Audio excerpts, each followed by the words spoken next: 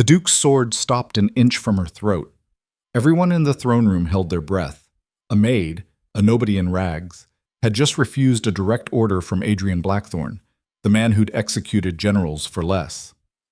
"Kneel," he said, voice cold as winter steel. Lena Hawthorne didn't move, didn't blink.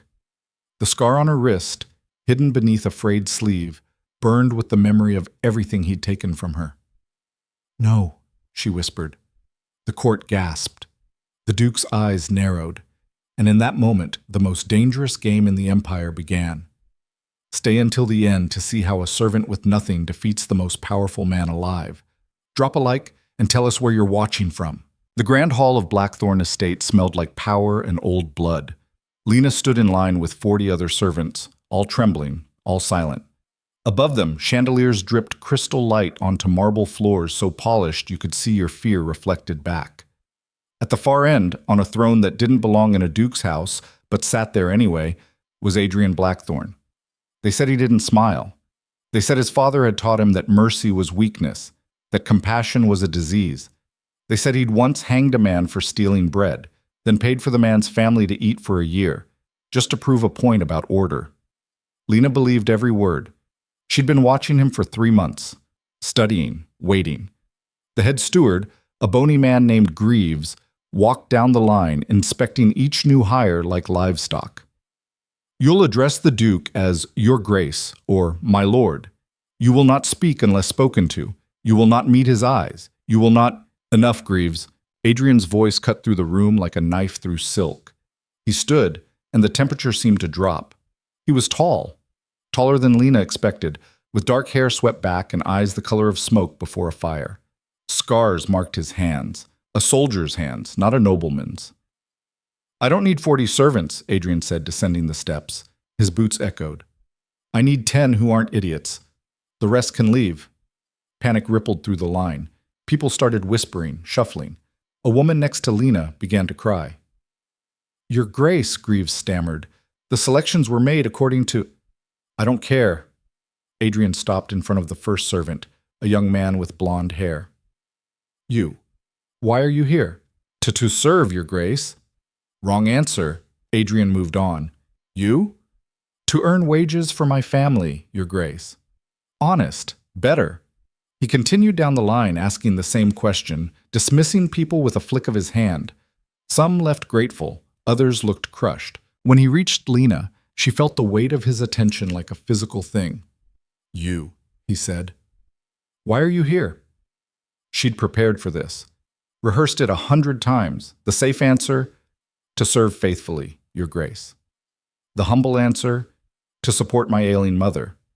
The smart answer, to learn from the best household in the empire. Instead, she looked him in the eye and said, "Because I need to be." The room went quiet. Adrian's expression didn't change, but something flickered in his gaze, curiosity, maybe, or recognition of a challenge. "That's not an answer," he said. It's the only one I have." Greaves made a strangled sound. Someone gasped. "You didn't talk to Duke Blackthorne like that. You didn't talk to anyone with power like that. Not if you wanted to keep your tongue." Adrian stepped closer. He was only a foot away now, close enough that Lena could see the thin scar along his jaw, the way his pupils dilated slightly as he studied her. "What's your name?" he asked. "Lena." "Lena what?" Her heart kicked against her ribs. She'd used a false surname for the application, Ashford, common enough to be forgettable. But standing here, under his gaze, the lie tasted like poison. "Ashford," she said. "Liar." The word was soft, almost gentle, but it landed like a blow. Lena's breath caught. "How did he—" "Your application says Ashford," Adrian continued, circling her slowly. "But you hesitated. People don't hesitate over their own name unless they're hiding something." He stopped in front of her again. "So, Lena what?" Every instinct screamed at her to run, to drop her eyes, apologize, disappear into the crowd of desperate servants hoping for scraps. But she'd come too far. "Hawthorne," she said. The room exploded into whispers. Greaves went pale. 2 guards by the door shifted. hands moving to their swords. Adrian didn't move, didn't react. He just watched her with those unreadable eyes.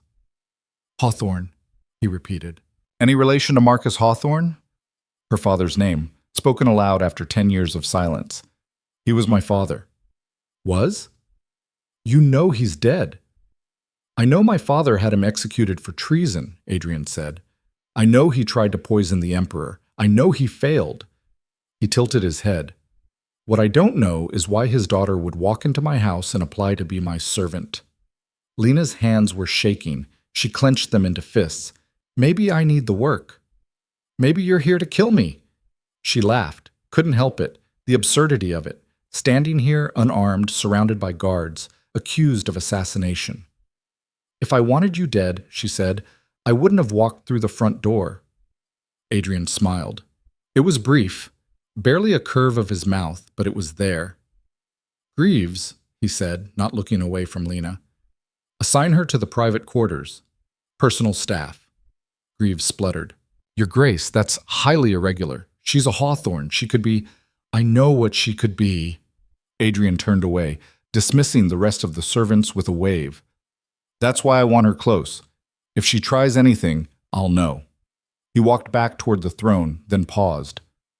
Oh, and Lena? She looked up. If you do try to kill me, he said, make it interesting. What? The private quarters occupied the entire east wing of the estate. Lena's room, if you could call it that, was barely larger than a closet, wedged between the laundry and a storage room that smelled like mothballs. But it had a window, a narrow one that looked out over the estate gardens, and beyond them, the city. Somewhere out there was the grave her mother had been buried in. Unmarked, forgotten. Lena sat on the thin mattress and pulled out the only thing she'd brought with her, a letter. The paper was yellow with age, the ink faded, but the words were still legible. My dearest Lena, if you're reading this, I'm gone. I want you to know that everything I did to protect you and your mother.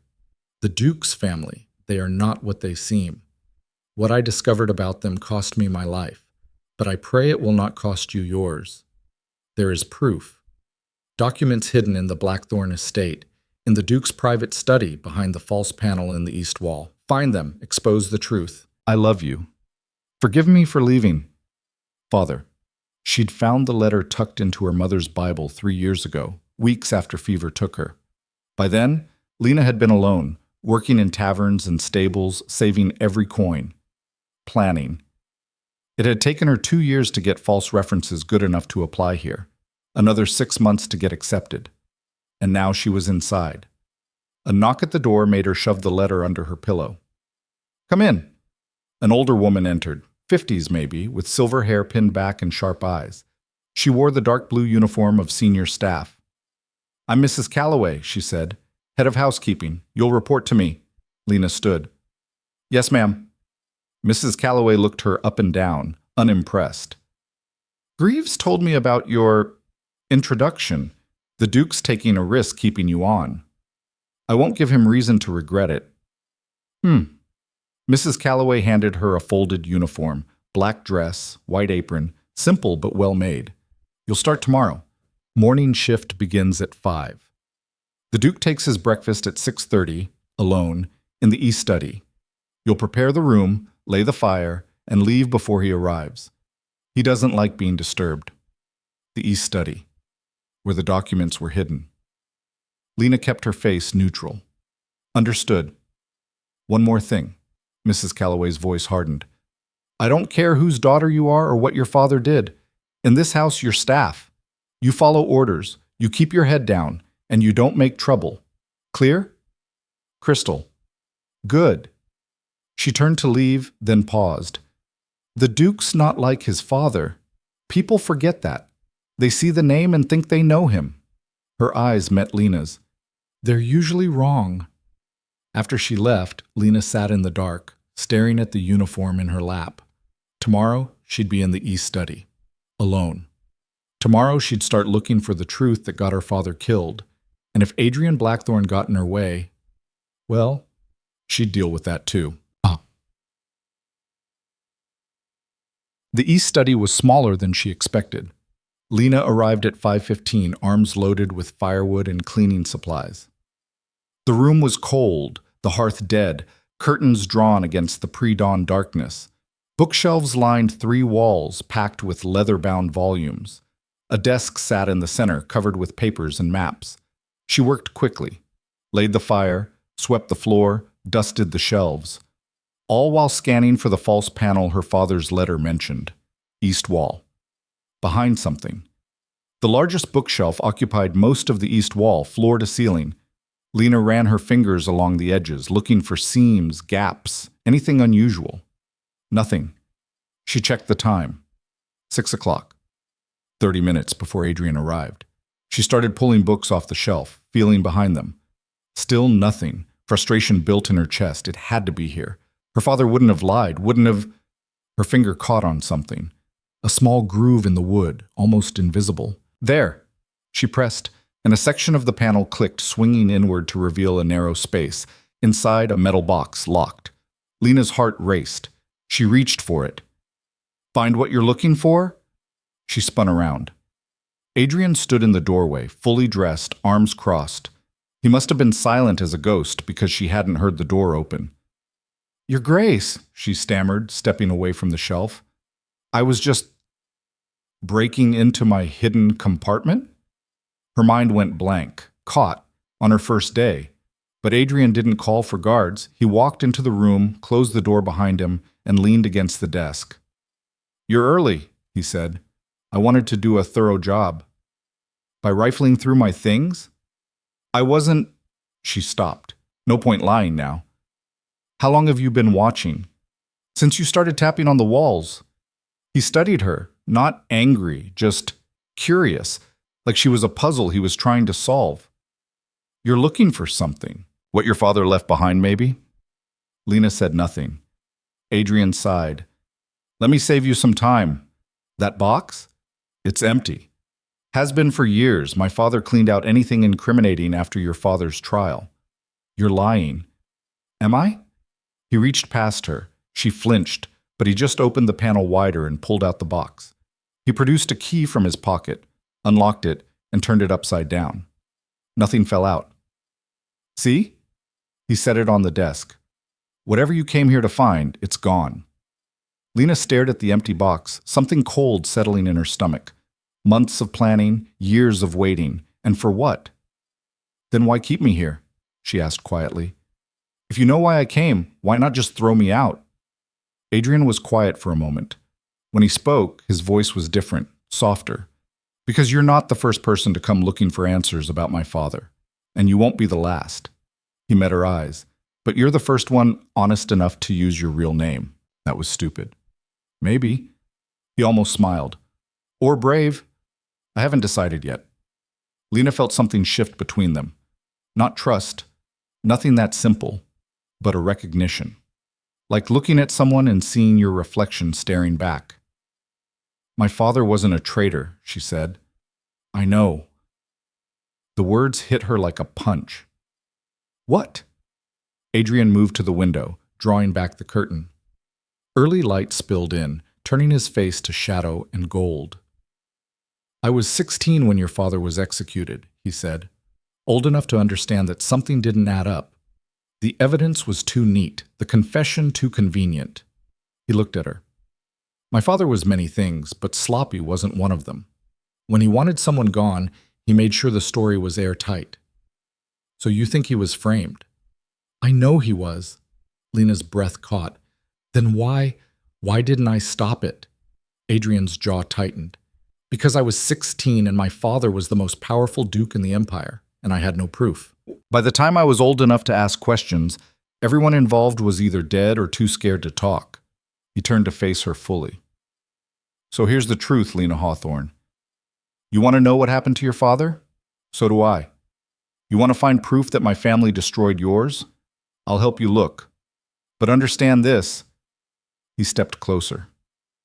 If we find that proof, if we uncover what my father buried, it won't just destroy his legacy. It'll destroy mine. Everything I've built. Everything I am. His voice dropped. Are you prepared for that? Lena didn't hesitate. Yes. Even if it means burning down the Empire's most powerful family? Especially then. Something fierce flashed in Adrian's eyes. Not anger, respect. Then we have an understanding. He offered his hand. Alliance? Lena stared at it.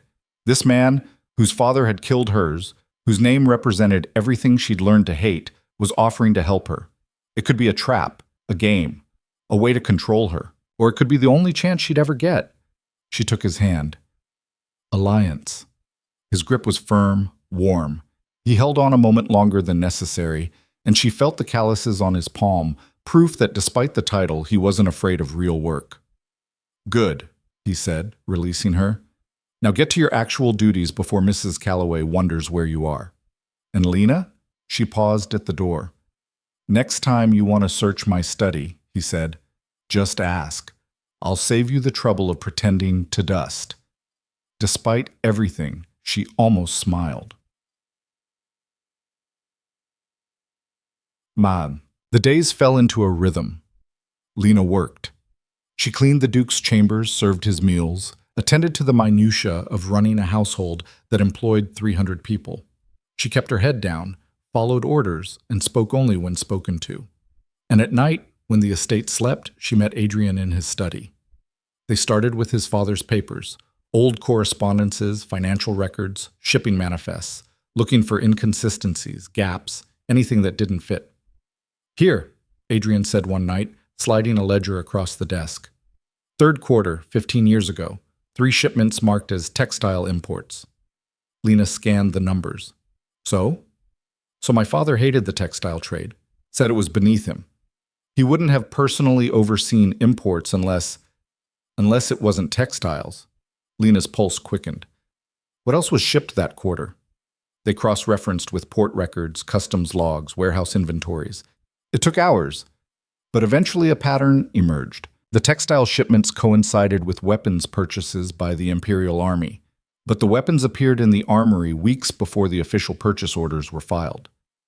Someone was running guns, Lena said slowly, selling to the army under the table, then covering it with false imports. Adrian nodded grimly. And pocketing the difference. We're talking hundreds of thousands in gold. Your father? Or someone using his name? He rubbed his face, exhausted. It was past midnight, and they'd been at this for 6 hours. If the emperor found out a duke was profiting off military contracts, he'd execute him for corruption. Exactly. Adrian looked at her. Unless he framed someone else first. The pieces clicked into place. Her father, an accountant who worked for the imperial treasury, who would have seen these discrepancies, who would have asked questions. He knew, Lena whispered. My father found the evidence. And my father silenced him before he could report it. Adrian's voice was hollow. Planted evidence of treason, fabricated a confession, and had him executed before anyone could investigate properly.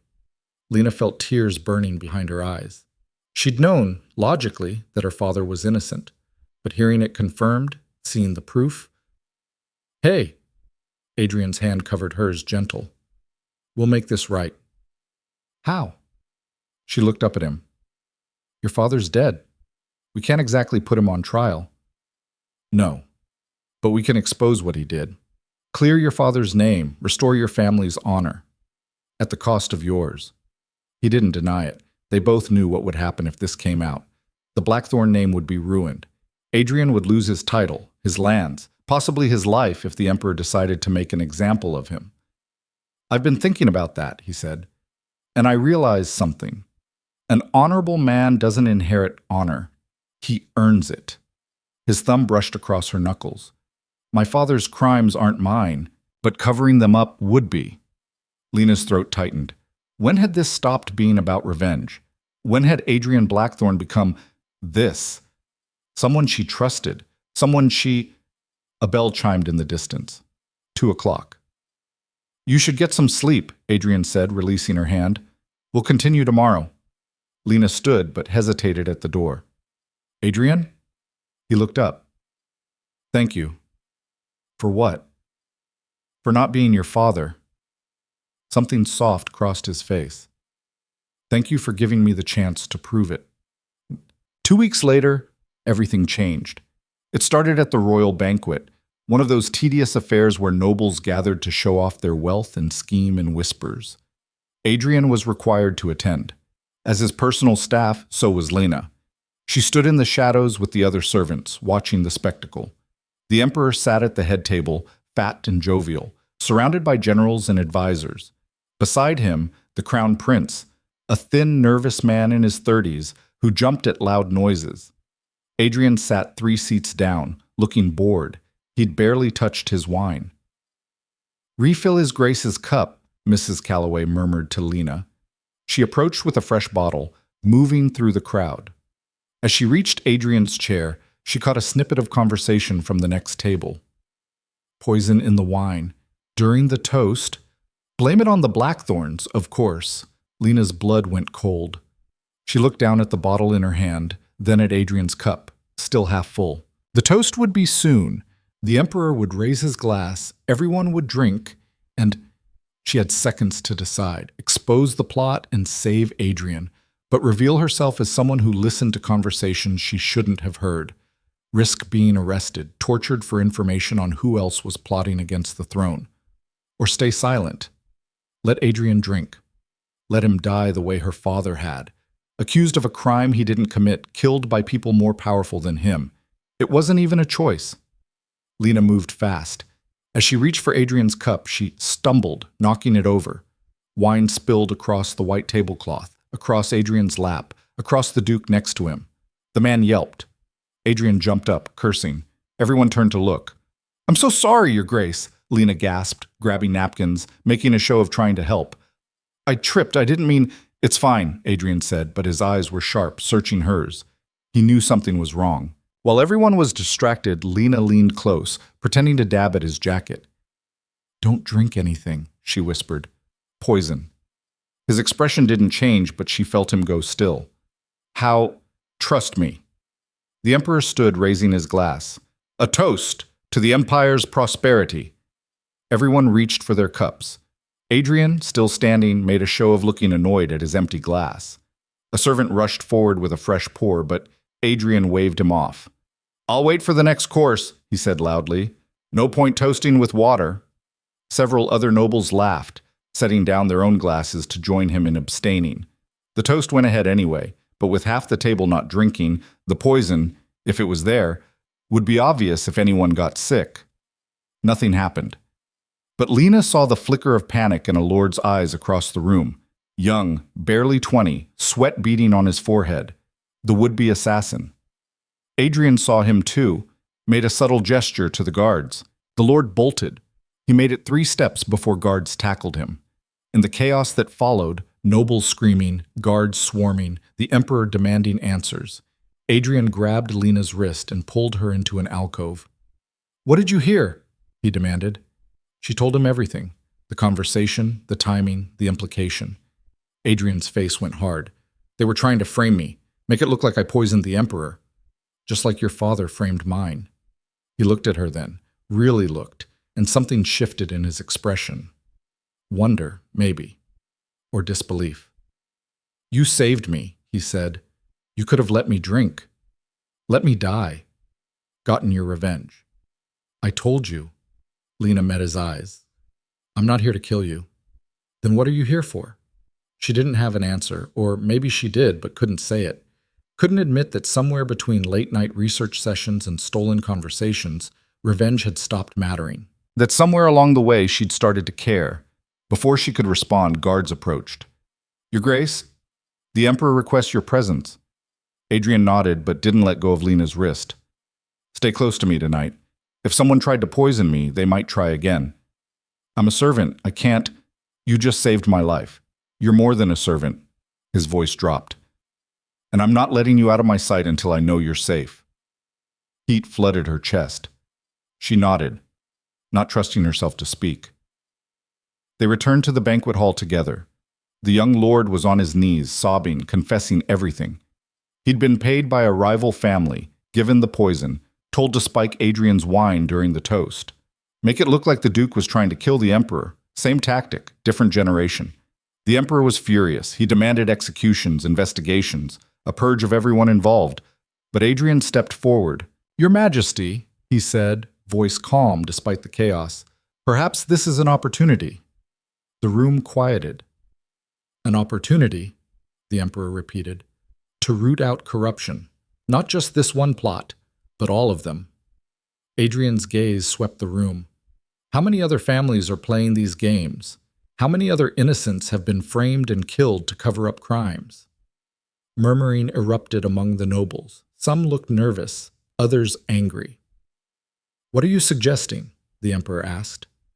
"A full investigation into every major family, every questionable execution in the last 20 years. Adrian paused, "including my own father's dealings." The room exploded. Nobles shouted protests. Some called him a traitor to his own blood. Others looked calculating, wondering what he was really after. Lena's heart hammered. He was doing it, actually doing it, risking everything for the truth. The Emperor raised a hand for silence. "You would subject your family to scrutiny?" "I would subject everyone to scrutiny, Your Majesty, including myself." Adrian's voice rang clear. "Justice isn't justice if it only applies to some people." The Emperor studied him for a long moment. Then, to everyone's shock, he smiled. "Very well, Duke Blackthorn. You'll lead the investigation personally." He gestured to the guards. "Start with that one. Find out who paid him, who gave him the poison, and who knew about the plot." As the guards dragged the sobbing lord away, the Emperor leaned toward Adrian. "You're either very brave or very stupid," he murmured. "I haven't decided which." "Neither have I, Your Majesty." The banquet ended early. Nobles fled, whispering, already sending messages to their estates to burn evidence. Adrian found Lena in the servants' corridor as they prepared to leave. "We need to move fast," he said. "They'll be destroying proof as we speak." "Where do we start?" "My father's vault." "The real one, not the empty box in the study." He took her hand. "Come on. If we're going to burn down the Empire's lies, we might as well start with my own family." She followed him through the estate, through hidden passages and locked doors, down stone steps into a basement she didn't know existed. At the bottom was a vault door. Adrian pressed his signet ring to the lock, blood recognition, only for family, and it swung open. Inside were documents, hundreds of them, contracts, letters, ledgers, 20 years of secrets. "My father kept everything," Adrian said quietly. "Insurance," he called it. "Proof of every crime, every bribe, every backroom deal. So if anyone ever came after him, he could take them down too." Lena stared at the mountain of evidence. "This could destroy half the nobility." "I know." "Including you." "I know." He looked at her. "But it'll also free your father's name, prove he was innocent, give you back everything my family took from you." Tears stung her eyes. "Adrian, I'm not asking for forgiveness, Lena. I'm just asking you to help me do what's right." He held out his hand.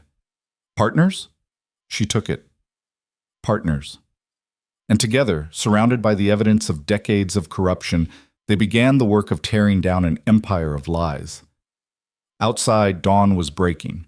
The first light spilled through the narrow window, turning the dust motes to gold. It felt like hope. Or maybe just the calm before the storm. Either way, Lena thought, as Adrian's hand tightened around hers, she was ready. For the truth. For the fight. For whatever came next. The vault's air tasted like old secrets and dust. Lena sat cross-legged on the stone floor, surrounded by stacks of documents that could end careers, ruin families, maybe even topple the empire itself. Her fingers were stained with ink, her eyes burned from reading by candlelight, and her back ached from hunching over ledgers for the past 4 hours. Across from her, Adrian looked equally exhausted. His jacket was off, sleeves rolled up, hair falling into his eyes as he scribbled notes on a piece of parchment. "This one?" he said, sliding a contract toward her. "Military supplies, dated 8 months before your father's execution. Look at the signature." Lena squinted at the faded ink. Duke Reginald Blackthorn, Adrian's father. "What about it?" "Now look at this." He placed another document beside it. Same contract, but this version was submitted to the Imperial Treasury. Different numbers. Someone altered the quantities after my father signed. She compared them. Adrian rubbed his eyes. Someone else had access to these contracts after he signed them. Someone in the Treasury office, probably. Someone who's still alive. Maybe. He met her gaze. We need to find out who worked in the Treasury 15 years ago. Cross-reference with anyone who's now wealthy enough to have profited from this kind of scheme. Lena nodded, but her mind was elsewhere. If they exposed this, really exposed it, brought it before the emperor, people would die. Not just corrupt nobles, but their families, their servants, everyone connected to them. You're having second thoughts, Adrian said quietly. No. Yes. I don't know. She stood, pacing the small space. I wanted justice for my father. I wanted the truth. But now that we're actually finding it, she gestured at the documents. How many people are we going to destroy? Only the guilty ones. Their children aren't guilty. Their wives, their servants, none of them chose this. Adrian stood too, moving closer. You're right. They didn't choose it. But if we do nothing, then what? These people keep stealing, keep killing anyone who threatens them, and the cycle continues. His voice softened. Your father didn't get a choice either, Lena. She knew he was right, hated that he was right. I just wish there was a way to do this without burning everything down, she said. Maybe there is. Adrian picked up the altered contract, studying it. If we can prove who changed these documents, we focus the investigation there. Make it surgical instead of scorched earth. And if it leads back to someone powerful, someone the emperor won't want to touch, then we make it impossible for him to ignore. The determination in his voice made something warm unfurl in Lena's chest.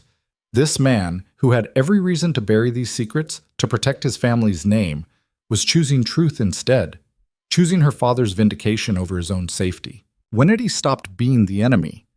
A sound echoed from above. Footsteps in the corridor. Adrian's hand went to the knife at his belt. Lena pressed herself against the wall, heart hammering. The footsteps passed, faded. They both exhaled. We should get out of here, Adrian said. We've been down here too long. People will notice. They gathered the most damning documents, enough to prove the weapons fraud, but not so many that anyone would notice them missing, and sealed the vault again. As they climbed the stairs back to the main estate, Lena's mind raced with questions. Who else knew about the vault? Who else might be looking for the same evidence they'd just found? And most importantly, who stood to lose the most if the truth came out? The next morning, Lena was polishing silver in the servants' hall when Mrs. Calloway appeared, face grave. Lena, the Duke wants to see you. Private study. Now. Whispers erupted around her. Servants exchanged glances. Being summoned alone to the Duke's private chambers meant one of two things. You were being promoted or you were being fired. Lena's stomach knotted as she climbed the stairs. Had someone seen them last night? Had they been betrayed? She knocked on the study door. Come in. Adrian was at his desk, but he wasn't alone. Standing beside him was a woman Lena had never seen before. Tall, elegant, with silver blonde hair and a dress that cost more than Lena would earn in a year. Lena, Adrian said, voice formal. Too formal. This is Lady Marguerite Ashford. She's requested a meeting with both of us. Ashford. The false surname Lena had used on her application.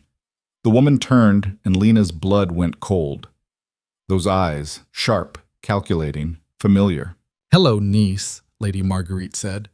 It's been a long time. Lena's mind went blank. Niece? I'm sorry, she managed. I think you have me confused with someone else. Do I?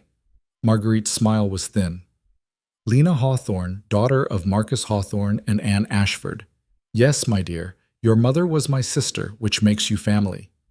The room tilted. Her mother had never mentioned a sister, never mentioned any family at all. I don't understand, Lena said. Sit down, Adrian said quietly, gesturing to a chair. His expression was carefully neutral, but she could see tension in his shoulders. Lena sat. Marguerite settled gracefully across from her. Your mother and I had a complicated relationship, Marguerite began. When she chose to marry your father, a common accountant with no title, no land, our family disowned her. I was young, foolish. I went along with it. Something that might have been regret flickered across her face. By the time I tried to reconcile, she'd already died, and you had disappeared. Why are you here now? Lena asked, not trusting this sudden appearance, not trusting anything. Because I've spent the last 3 years looking for you, and imagine my surprise when I discovered you'd taken a position here, of all places. Marguerite's gaze sharpened. Using my family name, no less. I didn't know it was yours. I just needed something common enough to… To what? Infiltrate the Blackthorn household? Marguerite leaned forward. I know why you're here, Lena. I know what your father discovered before he died. Adrian's hand moved to his knife, subtle but ready. Explain, he said, voice hard. Marguerite's eyes flicked to him. Your Grace, I mean no disrespect, but my niece is playing a dangerous game, and I suspect you've been helping her. She pulled a document from her bag, old, yellowed with age. This is a letter from my sister, written weeks before she died. She told me everything, about Marcus's investigation, about the evidence he'd hidden, about the people who wanted him dead. She set the letter on the desk. Adrian picked it up, scanned it, then passed it to Lena. Her mother's handwriting. Unmistakable. Dearest Marguerite, I know you'll never forgive me for marrying Marcus. I know our family considers me dead. But if you ever cared for me at all, please, protect Lena. Marcus has uncovered something terrible. People in power, people we can't fight, are involved. He says he has proof, but I'm terrified of what will happen when he reveals it. If anything happens to us, promise me you'll find our daughter. Keep her safe. Don't let her seek revenge. The truth isn't worth her life. Lena's hands shook. She knew they were going to kill him. And she begged me not to let you follow in his footsteps. Marguerite's voice was surprisingly gentle. But here you are anyway. Because someone has to, Lena said fiercely. Someone has to make them pay for what they did. And what happens when you succeed? Marguerite asked. You expose the conspiracy, clear your father's name. Then what? You think they'll just let you walk away? Silence fell. Because Lena hadn't thought that far ahead, hadn't let herself. Adrian spoke up. She won't be alone. I'll protect her. Marguerite laughed, sharp and bitter. You? Your Grace, forgive me, but you're neck deep in this yourself. The moment this investigation goes public, every noble family in the Empire will want your head. You won't be able to protect yourself, let alone her. Then what do you suggest? Adrian asked coldly. I suggest my niece comes with me. I have estates far from here, connections that can keep her safe. We disappear until this blows over. No, Lena said immediately. Lena, no. She stood, facing her aunt. I appreciate that you're trying to protect me. I do. But I'm not running. Not when we're this close to the truth. You sound just like your father, Marguerite said softly. Right before they killed him. The words landed like a slap, but Lena didn't flinch. Good, she said. He deserves to be remembered as someone who fought for what was right, not as a traitor who poisoned the Emperor. Marguerite studied her for a long moment, then sighed. You won't change your mind. No. Then I suppose I'll have to help you. She reached into her bag again, pulling out another document. My husband works in the Imperial Treasury, has for 20 years. I had him pull employment records from 15 years ago. She laid it on the desk, a list of names, positions, dates of service. 3 people had access to contract modifications during that time, Marguerite said, pointing. 1 died 6 years ago. 1 retired to the countryside and lives modestly, unlikely to be our thief. But the 3rd, Lena leaned closer, read the name, Lord Edmund Voss. Voss is now the Chancellor of the Exchequer, Adrian said quietly, one of the Emperor's most trusted advisors. And one of the wealthiest men in the Empire, Marguerite added, despite coming from a minor noble family with no significant lands or income. Lena's pulse quickened. He's the one who altered the contracts. Almost certainly. Marguerite's expression was grim. Which means if you accuse him publicly, you're accusing the man who controls the Empire's finances, the man who decides which families get funding, which projects get approved, which debts get forgiven. He's untouchable, Lena said. Not untouchable, Adrian corrected. just extremely well protected. Same thing. No. He met her eyes.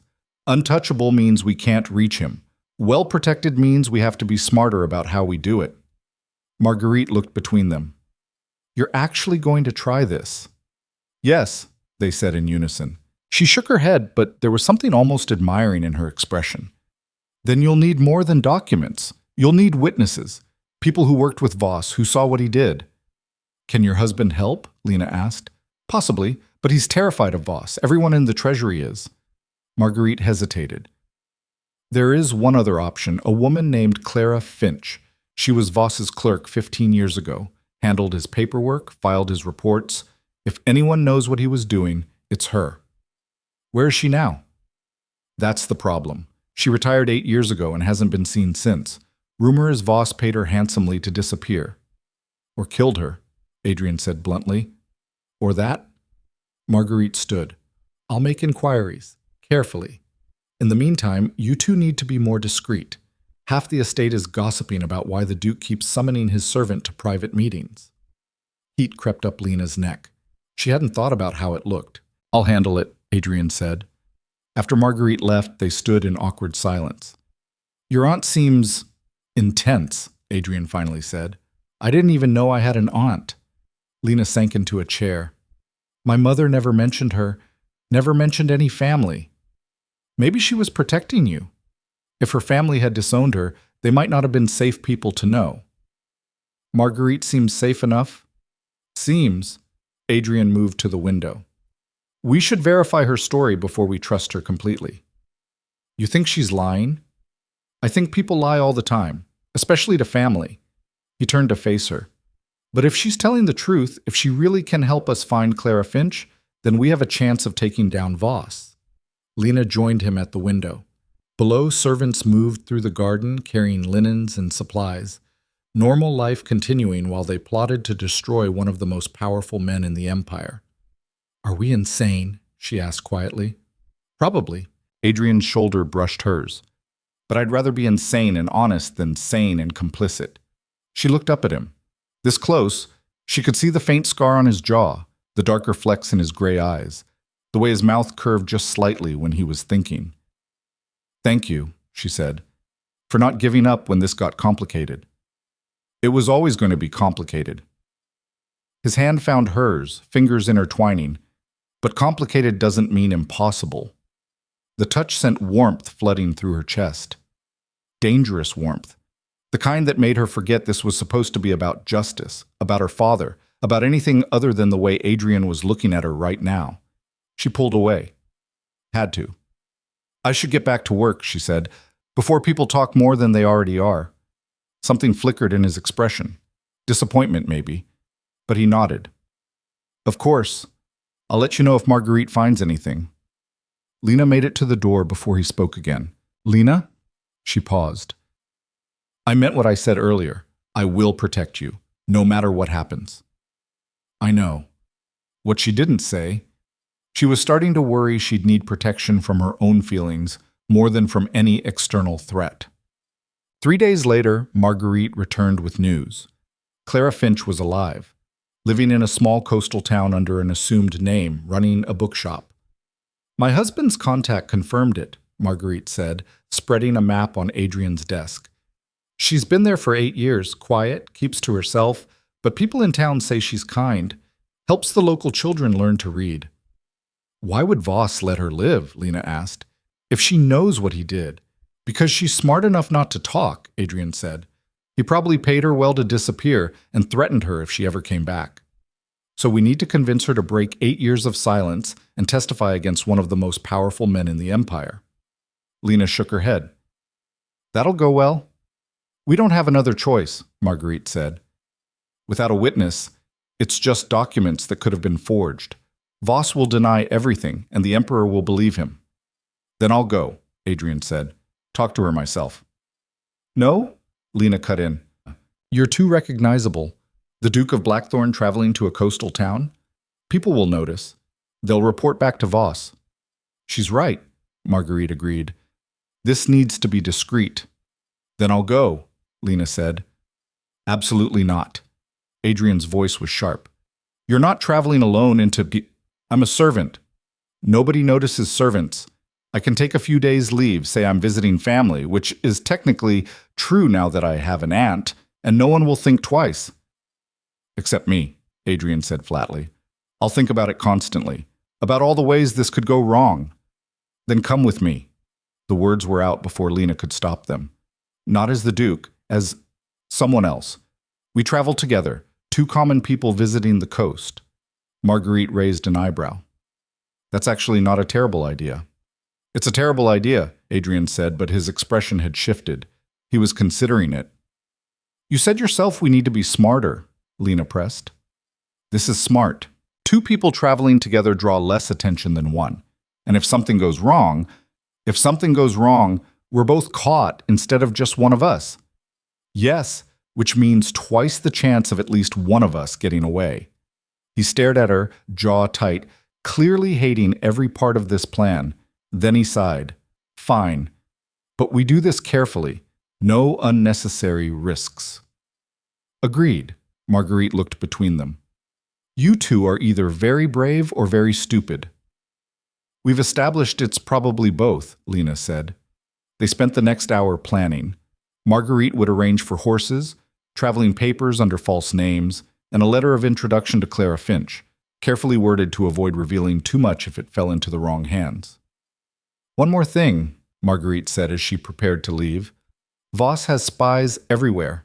In this household, in the treasury, probably in half the noble houses in the capital. If he gets wind that you're looking for Clara, he'll move against you. Fast. We'll be careful, Adrian said. See that you are. Marguerite's gaze softened as she looked at Lena. Your mother would be proud of you. Stubborn, reckless, but proud. After she left, Lena and Adrian began preparing. They'd leave at dawn, travel light, pose as siblings heading to the coast for a family matter. Simple. Unremarkable. That night, Lena packed a small bag in her room. An extra dress, some bread and cheese stolen from the kitchen, her father's letter tucked safely in her pocket. A knock at the door startled her. Adrian stood in the hallway, dressed in plain clothes she'd never seen him wear, rough wool shirt, common trousers, a jacket that had seen better days. You look like a peasant? He smiled slightly. Good. That's the idea. He stepped inside, closing the door behind him. The room felt suddenly smaller. I wanted to make sure you were ready, he said. I'm ready. He moved closer. In the candlelight, his eyes looked darker, more intense. Lena, if we do this, if we actually find Clara Finch and she agrees to testify, there's no going back. The moment we bring this before the Emperor, Voss will know. He'll come after us with everything he has. I know. And you're still willing to risk it. It wasn't a question, but she answered anyway. Yes. Why? The question caught her off guard. Because my father deserves justice. Because people like Voss shouldn't get away with... No. Adrian's hand came up, gentle against her cheek. Why are you really doing this? Not your father, not justice, you. Lena's breath caught. The truth sat heavy on her tongue, terrifying and undeniable. Because I can't stand the thought of living in a world where powerful people destroy the innocent and no one stops them, she whispered. Because I'm tired of being afraid, and because... She trailed off, but Adrian's thumb brushed across her cheekbone, patient. Because you're helping me do this, she finally said, and I need to know it matters, that we can actually change something. He was so close now she could feel the warmth radiating from him, could count the shades of gray in his eyes. It matters, he said softly. You matter. Then he kissed her. It was gentle at first, questioning, giving her space to pull away. But Lena didn't pull away. She leaned in, hands fisting in his shirt, kissing him back with all the fear and hope and desperation that had been building inside her for weeks. When they finally broke apart, both breathing hard, Adrian rested his forehead against hers. We shouldn't, he murmured. I know. You're my servant. I'm a duke. There are rules. I don't care about rules. And she didn't. Not anymore. Not when the world already thought the worst of both of them. Adrian's arms came around her, solid and warm. Tomorrow we leave. We find Clara. We get the truth. And then? Then we fight. He pulled back just enough to meet her eyes. Together. She nodded, throat tight with emotion. He left a few minutes later, and Lena lay in bed, fingers touching her lips, heart racing. Tomorrow, they'd ride into danger. Tomorrow, they'd risk everything. But tonight she had this. Had the memory of Adrian's kiss, the feeling of being wanted, of mattering to someone. It would have to be enough. They left before dawn, slipping out through the servants' entrance while the estate still slept.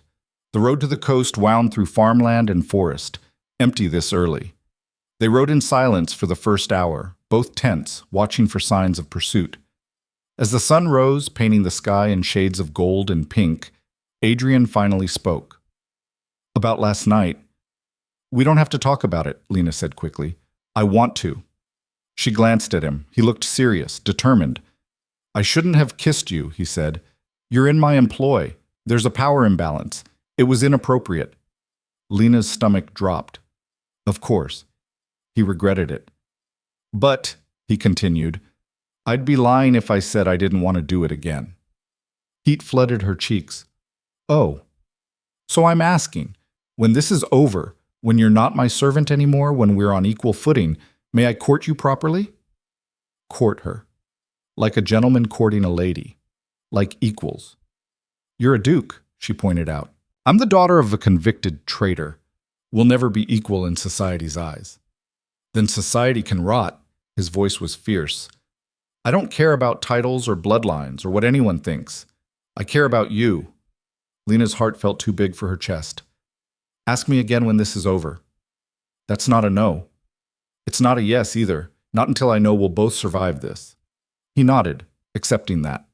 They rode on. 3 days of travel brought them to the coastal town, a small fishing village called Sea Haven, built on cliffs overlooking gray-green water. Salt air filled their lungs, and gulls screamed overhead. They found the bookshop easily, a narrow building squeezed between a tavern and a net mender's shop, with a painted sign that read Finch's Books. Inside, an older woman looked up from behind the counter. She had graying hair pulled back in a bun, kind eyes, and ink-stained fingers. Help you? She asked. Are you Clara Finch? Adrian asked. The woman's expression shuddered immediately. Who's asking? Lena stepped forward, pulling out Marguerite's letter. We're not here to hurt you. We just need to talk. Clara took the letter, read it, then set it down with shaking hands. No, she said, absolutely not. I left that life behind. I'm not getting involved. Please, Lena said. Lord Voss destroyed my family. My father was executed for a crime he didn't commit, and Voss was the one who framed him. Clara's face went pale. I can't help you. Can't or won't? Both. Clara moved toward the door. You need to leave. We have evidence, Adrian said. Contracts that were altered, financial records that prove fraud. But without a witness, without someone who can testify about how Voss operated. I said no, Clara's voice cracked. Do you understand what you're asking? Voss will kill me. He'll kill everyone I care about. I have a quiet life here, a good life, and I won't throw it away for... The shop door burst open. 3 men entered, swords drawn. Hired thugs by the look of them, scarred, hard-eyed, moving with the practiced ease of people who hurt others for money. Lady Clara, the lead one said, voice mocking. Lord Voss sends his regards. Clara stumbled backward, terror flooding her face. Adrian moved fast, putting himself between Lena and the thugs, knife appearing in his hand. Get behind me, he ordered. There's 3 of them, Lena hissed. I can count. The lead thug grinned. Lord Voss figured someone might come sniffing around eventually. Been watching this place for weeks. Imagine our luck when 2 idiots walked right in. How did he know? Adrian demanded. You think you're the first people to look for Clara? Voss has had eyes on her for years. Anyone who gets too curious... The thug made a cutting motion across his throat. Well, you get the idea. Run, Clara whispered to them. There's a back door. No one's running, the thug said. Lord Voss wants all 3 of you dead. Make it easy, and we'll make it quick. They advanced. Adrian shoved Lena toward Clara. Get her out, now! I'm not leaving you! I'll be right behind you, go! The first thug lunged. Adrian sidestepped, drove his knife into the man's shoulder. The thug screamed, stumbled, but the other two were already moving, separating, trying to flank. Lena grabbed Clara's arm, dragging her toward the back of the shop. Behind them, the sound of fighting, steel on steel, grunts of pain, furniture crashing. They burst through the back door into an alley. Clara was sobbing, shaking. "We have to help him," Lena said. "He told you to run." "And I'm terrible at following orders." She grabbed a piece of wood from a pile of broken crates. Not much of a weapon, but better than nothing, and ran back inside. Adrian was bleeding from a cut on his arm, fighting two thugs at once. The third was on the ground, unconscious or dead. Lena swung the wood hard into the back of one thug's knee. He went down with a howl. Adrian used the distraction to drive his knife into the last thug's chest. Silence fell, broken only by their ragged breathing. "I told you to run," Adrian panted. "You're welcome." Clara appeared in the doorway, staring at the carnage. "They're dead. All of them." "Good," Adrian said flatly. Then to Clara, "Voss knows we're here. He'll send more. We need to leave. All of us." "I can't." "You don't have a choice anymore," Lena said, not unkindly. "Your quiet life is over. Either you help us take down Voss, or you spend the rest of your life running from his assassins." Clara looked between them, at the dead men on her floor, at the life she'd built crumbling around her. "What do you need me to do?" she finally whispered. "What do you need me to do?" Clara whispered. Adrian wiped blood from his knife on a dead thug's shirt, breathing hard. "Tell us everything, every detail about what Voss did 15 years ago. Names, dates, how the scheme worked." "Not here," Lena said, eyeing the bodies. "Someone will find these soon. We need to move." They left through the back alley, Clara stumbling between them in shock. The streets were waking up, fishermen heading to the docks, shopkeepers opening shutters. Adrian pulled his hood up, kept his head down. 3 people running from a bookshop with bodies inside would draw exactly the wrong kind of attention. "There's an inn," Clara said, voice shaking. 2 streets over. The owner's discreet." "How discreet?" Adrian asked. "The kind who doesn't ask questions if you pay extra." They made it to the inn, a sagging building called the Rusty Anchor that smelled like fish and old beer. Clara spoke quietly with the owner, a heavy-set man with a scar across his nose, and coins changed hands. He led them upstairs to a room at the back, overlooking an alley. Once inside, Clara collapsed into a chair. She was crying now, silent tears running down her face. 8 years, she said. "I stayed hidden for 8 years, and it took you people less than a week to destroy everything." "Voss destroyed it," Lena said, gentler than she felt. "The moment he sent those men. You were never safe, Clara. You were just paused."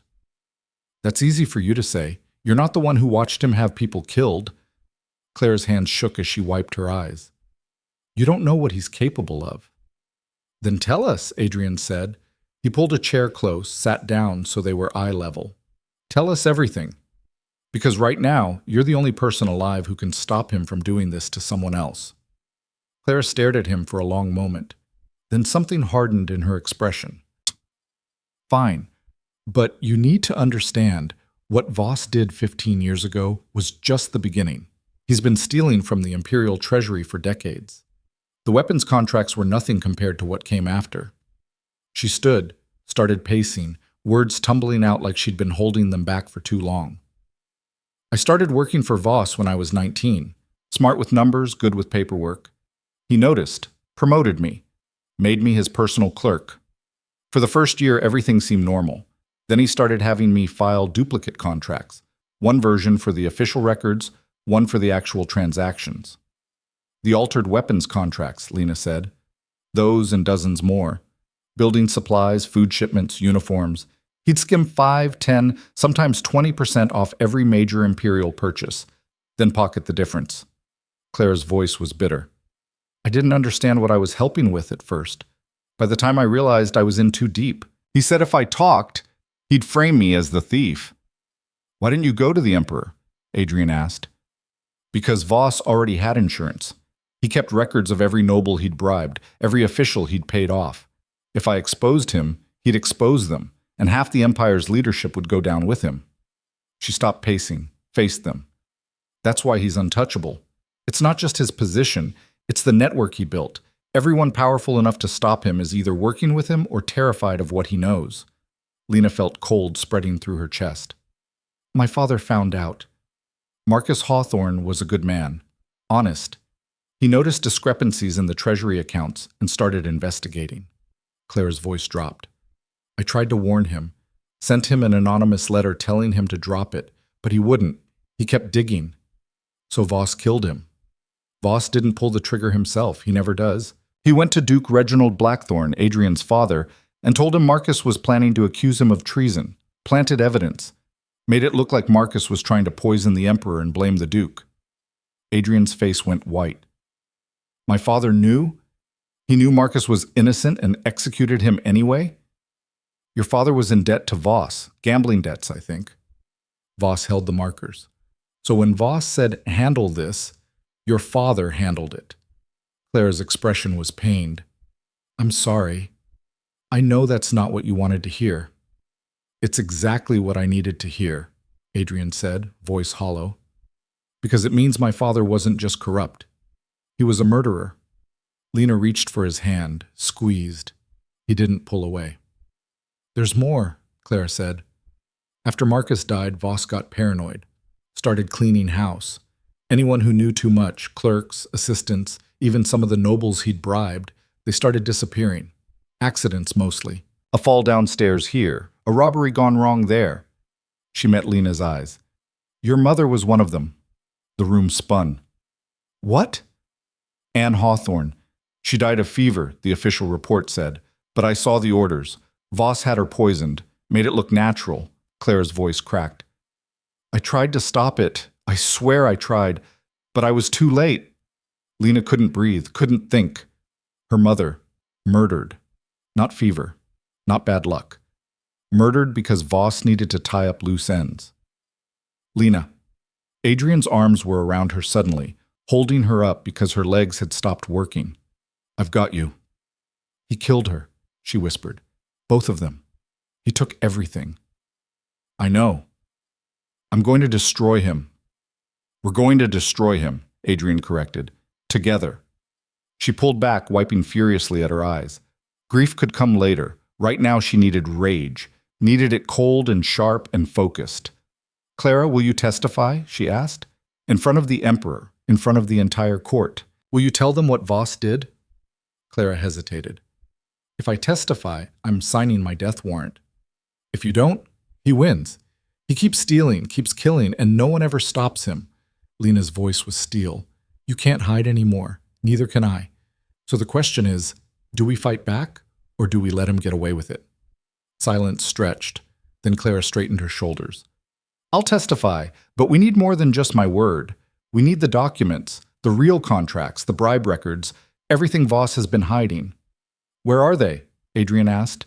In his private vault, in the Treasury building, behind a false wall in his office. Can you get us in? I used to have keys, but that was 8 years ago. He'll have changed the locks. Clara frowned, thinking. But I know the layout, the security patterns. If we time it right, when the building's empty, we'd need to break in, Lena said, past guards, past locks, into the office of the Chancellor of the Exchequer. That's suicide. Probably, Adrian agreed, but it's also our only shot. They spent the next hour planning. Clara drew maps of the Treasury building, marked guard rotations, explained the vault mechanism. It was intricate, dangerous, and had about a dozen ways to go catastrophically wrong. We do this at night, Adrian said, during the masquerade ball. Lena blinked. The what? The Emperor's annual masquerade.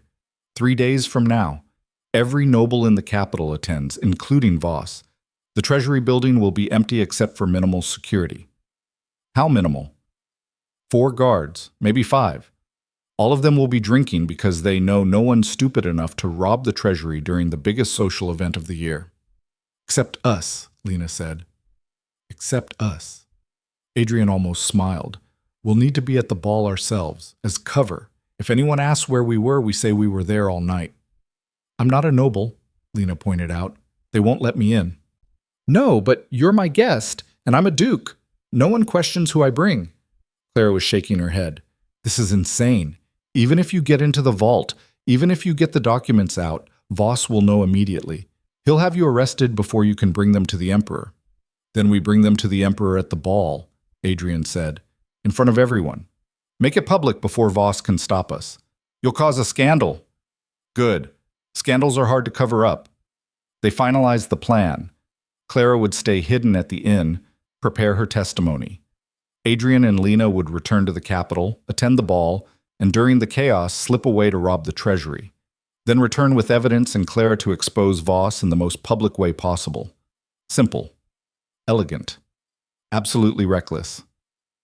They left Sea Haven that afternoon, riding hard.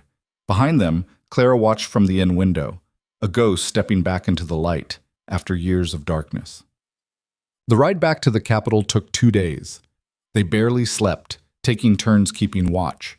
Every sound made Lena jump, hoofbeats in the distance, branches cracking. Once even a fox that darted across the road made her reach for her knife. Relax, Adrian said on the second night, as they camped in a clearing. If Voss's men were following us, they'd have attacked by now. You don't know that. I know that you're going to exhaust yourself before we even get to the hard part. He handed her a water skin. Drink, rest. We're no good to anyone if we collapse from fatigue. She drank, but couldn't shake the tension coiled in her spine. Every moment felt borrowed, every breath a countdown to something terrible. Tell me about your father, she said suddenly. Adrian looked up from the fire. Why? Because I want to understand. The man who raised you, who executed mine, what was he like? He was quiet for a long time, then cold, ambitious. He saw the world as a game to win, and people as pieces to move. He taught me that power was everything, that mercy was weakness. Did you believe him? For a while, when I was young, Adrian poked at the fire with a stick.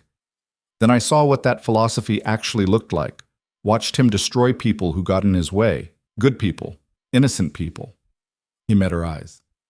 I decided I'd rather be weak and human than strong and monstrous. You're not weak. No? You're here, risking everything to expose your own family's crimes. That's not weakness, that's courage. Something soft crossed his face. You give me too much credit. I don't think I give you enough. He reached across the fire, took her hand. His thumb traced circles on her palm, gentle and grounding. When this is over, he said quietly, when Voss is exposed and your family's name is cleared, what will you do? Lena hadn't let herself think that far ahead. I don't know. I've spent so long focused on revenge, I never considered what comes after. You could stay. At the estate, I mean. Not as a servant, as what? He hesitated, searching for words. As someone I care about, someone I trust, someone I... He trailed off, but the unsaid word hung between them. Love. Lena's heart kicked against her ribs. Adrian, you don't have to answer now. I just wanted you to know. Whatever happens in 3 days, whatever comes after, I want you in my life. If you'll have me. She should say no. Should remind him that she was a traitor's daughter, that he was a duke, that their worlds would never truly align. Instead, she said, ask me again, after the ball, after Voss is finished. That's still not a no. It's still not a yes either. But she didn't let go of his hand. Well, they reached the capital the next evening. The city was already preparing for the masquerade. Banners hung from buildings. Merchants sold elaborate masks. Excitement thrummed in the air. Adrian entered the estate through the main gates. Lena slipped in through the servants' entrance. Mrs. Calloway nearly fainted when she saw her. Where have you been? The older woman demanded. You said a few days. It's been over a week. The Duke's been...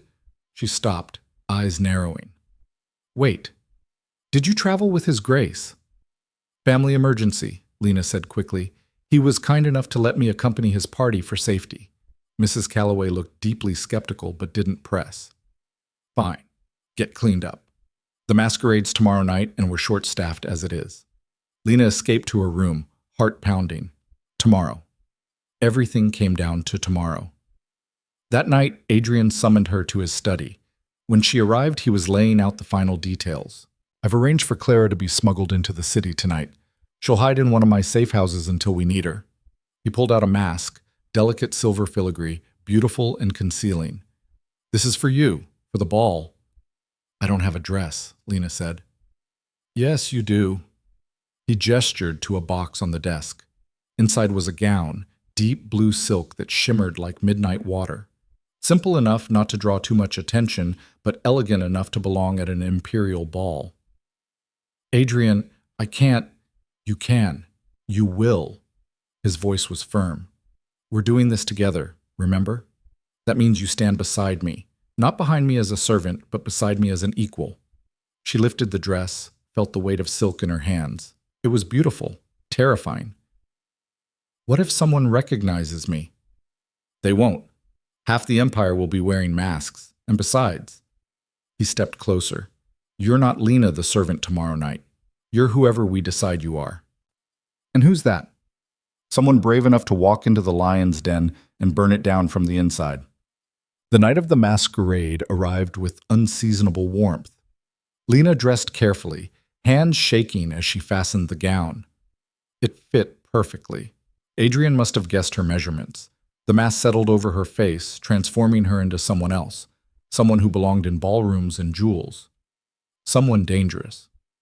Adrian met her at the bottom of the servants' stairs. He wore black and silver, his own mask a match to hers. When he saw her, he went still. You look terrified? Magnificent.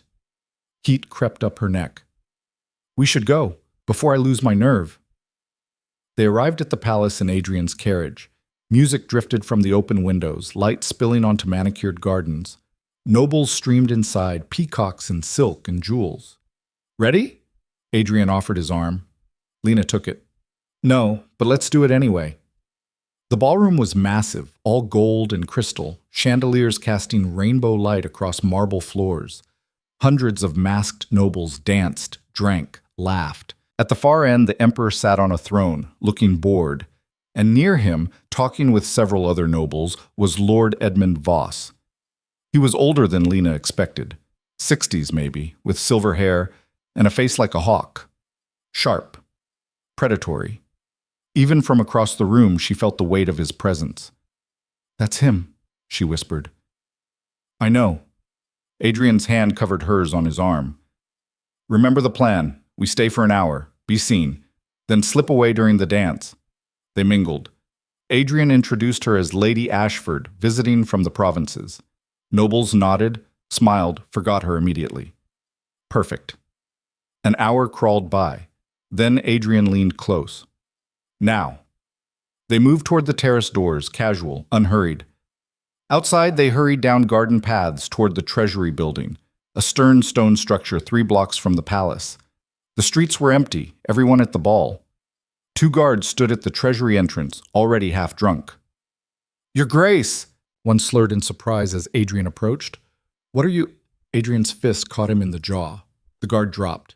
Lena grabbed the other one's collar, yanked him off balance, and Adrian finished him with an elbow to the temple. They dragged the unconscious guards into the bushes. That was easier than I expected, Lena said. Don't jinx it. Inside, the building was dark, silent. They moved quickly, following Clara's map to Voss's office on the 3rd floor. The door was locked, but Adrian produced a set of picks. Where did you learn that? Lena asked. Misspent youth. The lock clicked.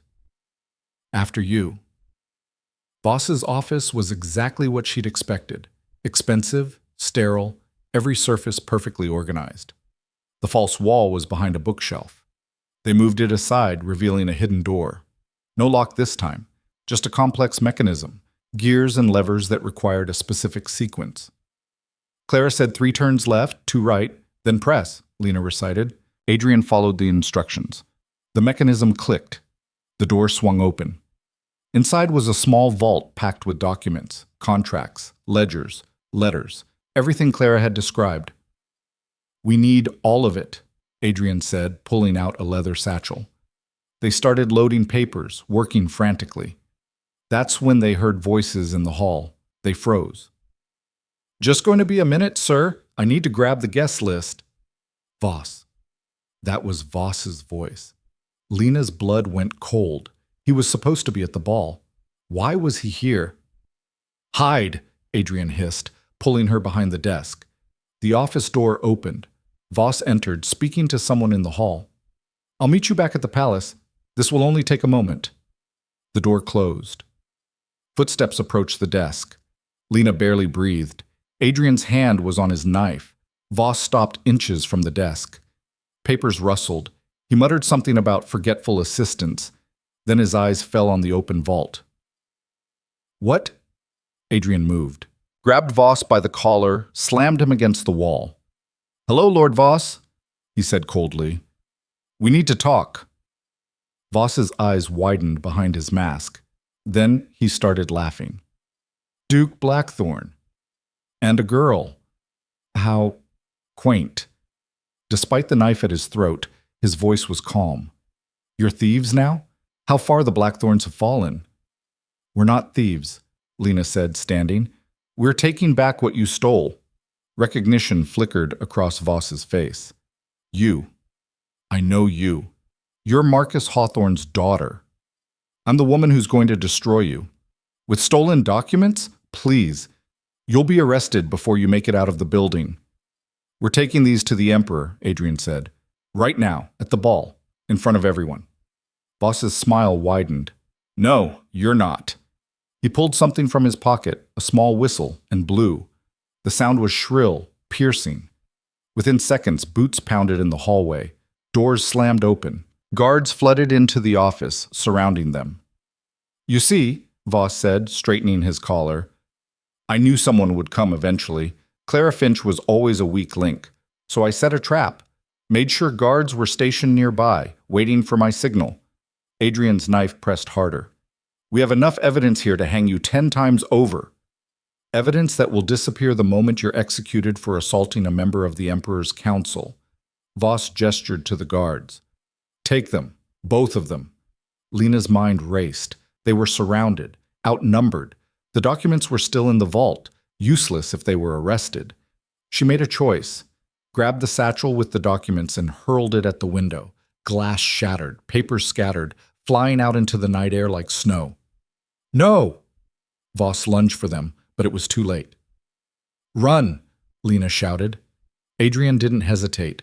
He threw his knife into the nearest guard's shoulder, grabbed Lena's hand, and they ran. Out the window, onto a narrow ledge 3 stories up.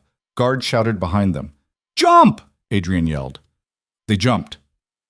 Hit an awning below, rolled, crashed into a vendor's cart. Pain exploded through Lena's side, but she scrambled up, running on pure adrenaline. Behind them, guards poured out of the building. Ahead, the palace glowed with light and music. The ball! Lena gasped. We have to get to the Emperor. They ran through the gardens, past shocked nobles taking air, through the terrace doors into the ballroom. Music stopped. Everyone turned. Lena and Adrian stood there, disheveled, bleeding, gasping for air. Her dress was torn. His mask was gone. And behind them, Lord Voss appeared, flanked by guards. Arrest them, he commanded. Duke Blackthorn and his accomplice just robbed the imperial treasury. The Emperor stood, face dark with fury. What is the meaning of this? Your Majesty, Adrian said, voice ringing clear. Lord Voss has been stealing from you for decades. We have proof. Proof you stole, Voss shot back. Your Majesty, I caught them breaking into my office, stealing confidential documents. Documents that prove you framed Marcus Hawthorne, Lena shouted. That prove you've been embezzling from the treasury for 20 years. Gasps rippled through the crowd. The Emperor's eyes narrowed. These are serious accusations, he said. What proof do you have? Adrian's face fell. The documents, they'd scattered them to the wind. But then a voice came from the crowd. I have proof. Everyone turned. Clara Finch stepped forward, mask in hand, holding a leather folder. My name is Clara Finch, she said, voice shaking but clear. I was Lord Voss's personal clerk for 15 years, and I have copies of everything. She opened the folder. Inside were documents, contracts, ledgers, all the evidence they'd needed. I kept duplicates, she told Lena quietly. Insurance, in case Voss ever came after me. Voss's face drained of color. The Emperor gestured. "Bring them here." Clara walked forward, handed over the documents. The Emperor read, his expression growing darker with each page. Finally, he looked up. "Lord Voss, you stand accused of treason, embezzlement, and conspiracy to murder. What say you?" Voss's mouth worked soundlessly. Then his hand went to his sword. "I say," he snarled, "that I've been loyal to this empire for 40 years, and I won't be destroyed by lies from traitors and whores." He drew his blade, lunged at Clara. Adrian moved faster, throwing himself between them. Steel met steel. The ballroom exploded into chaos. Nobles screamed, scrambling back. Guards drew weapons, unsure who to defend. Voss was skilled, vicious, fighting like a man with nothing to lose. Adrian parried, deflected, but he was tired, injured, fighting an opponent with decades of experience. Voss's blade caught Adrian's shoulder. He stumbled. "No!" Lena grabbed a fallen guard's sword, barely knew how to hold it, but threw herself into the fight anyway. She swung wildly. Voss batted her blade aside easily, but it gave Adrian time to recover. Together, they pressed him back. Inexperienced fury and calculated skill against a cornered predator. Voss made one final desperate lunge. Adrian sidestepped, and the Chancellor of the Exchequer's own momentum carried him forward, onto Lena's raised blade. He looked down in shock, then collapsed. Silence fell over the ballroom. Lena stood there, covered in blood, holding a sword, staring at the body of the man who'd killed her parents. The Emperor's voice cut through the quiet. "Guards, secure those documents. Lady Finch, you will give a full testimony. Duke Blackthorn." He paused. "You and your companion will be held until this matter is investigated." "Your Majesty," Adrian started, "you broke into a government building, assaulted guards, and killed a member of my council. Justified or not, there will be consequences." The Emperor's gaze softened slightly. "But if what these documents show is true, those consequences will be lenient." Guards surrounded them, but gently this time, not arresting them, protecting them. As they were led away, Lena looked back at the ballroom, at the scattered papers, at Clara being questioned by imperial officials, at the body of Edmund Voss being covered with a cloth. It was over. They'd won. So why did it feel like everything was just beginning? The holding room was cold stone and iron bars, but at least it wasn't a dungeon. Lena sat on a narrow bench, staring at her hands. They'd washed Voss's blood off, but she could still feel it. Sticky, warm, proof that she'd killed a man. Self-defense, everyone said. Justified. But justified didn't make the weight in her chest any lighter. Across the cell, Adrian paced. His shoulder was bandaged. The palace physician had stitched it while guards watched, but he moved like it didn't hurt, like nervous energy overrode pain. "Sit down," Lena said. "You're making me dizzy." "I can't." He turned, paced the other direction. "We killed the Chancellor of the Exchequer in front of the entire imperial court. Even if the evidence proves he was guilty, even if Clara's testimony holds up, we'll still face consequences." "Exactly. Then stop pacing. It won't change anything." He finally stopped, leaned against the wall, slid down to sit beside her. His good shoulder pressed against hers. "I'm sorry," he said quietly. "For what?" "For getting you into this. If I just handled it myself, if I hadn't involved you—" "I involved myself," Lena interrupted, "the moment I walked into your house using a fake name. This was always my fight, Adrian. You just joined me. Still, you could have died tonight. So could you." She turned to face him. "But we didn't. We got the proof, we exposed Voss, and Clara's alive to testify. That's a win." "Is it?" He gestured at the bars. "We're locked up. Your father's still legally a traitor. Voss is dead, but his network isn't. Half the nobles he bribed are probably burning evidence right now. Then we make sure the Emperor investigates them too. And if he decides it's too much trouble? If he'd rather bury this whole thing than deal with the fallout?" Lena didn't have an answer for that, because Adrian was right. They'd won the battle, but the war was far from over. Footsteps echoed in the corridor. A guard appeared, unlocking the cell. "His Imperial Majesty will see you now." They were led through the palace, not to the throne room, but to a private study. Smaller, quieter, with maps on the walls and a fire crackling in the hearth. The emperor sat behind a desk, looking older than he had at the ball, tired. He gestured for them to sit. Clara Finch has given her full testimony, he said without preamble. The documents you provided corroborate everything she said. Lord Voss was, without question, guilty of massive fraud and conspiracy to commit murder. Relief flooded through Lena. Then my father, Marcus Hawthorne, will be posthumously exonerated, his name cleared, his family's honor restored. The emperor's gaze shifted to her. You'll receive compensation for the wrongful execution. Land, title, restitution for lost income. I don't want land or title, Lena said. I just want people to know he was innocent. They will. I'll make a public declaration tomorrow. He leaned back. However, there's still the matter of how you obtained this evidence. Breaking into the treasury, assaulting guards, killing a government official, even in self-defense, these actions have consequences. Adrian straightened. Your Majesty, I take full responsibility. Lena was acting on my orders. Any punishment should fall on me. No, Lena said sharply. I made my own choices. I'm not hiding behind your title. The emperor's mouth twitched, almost a smile. You're both very noble, also very foolish. He stood, walked to the window. Here's what's going to happen. Duke Blackthorne, you will lead a full investigation into Lord Voss's network. Root out every corrupt official, every bribed noble, every person who profited from his schemes. No exceptions. Your Majesty, this will not be easy. You'll make enemies, powerful ones. People will call you a traitor to your class.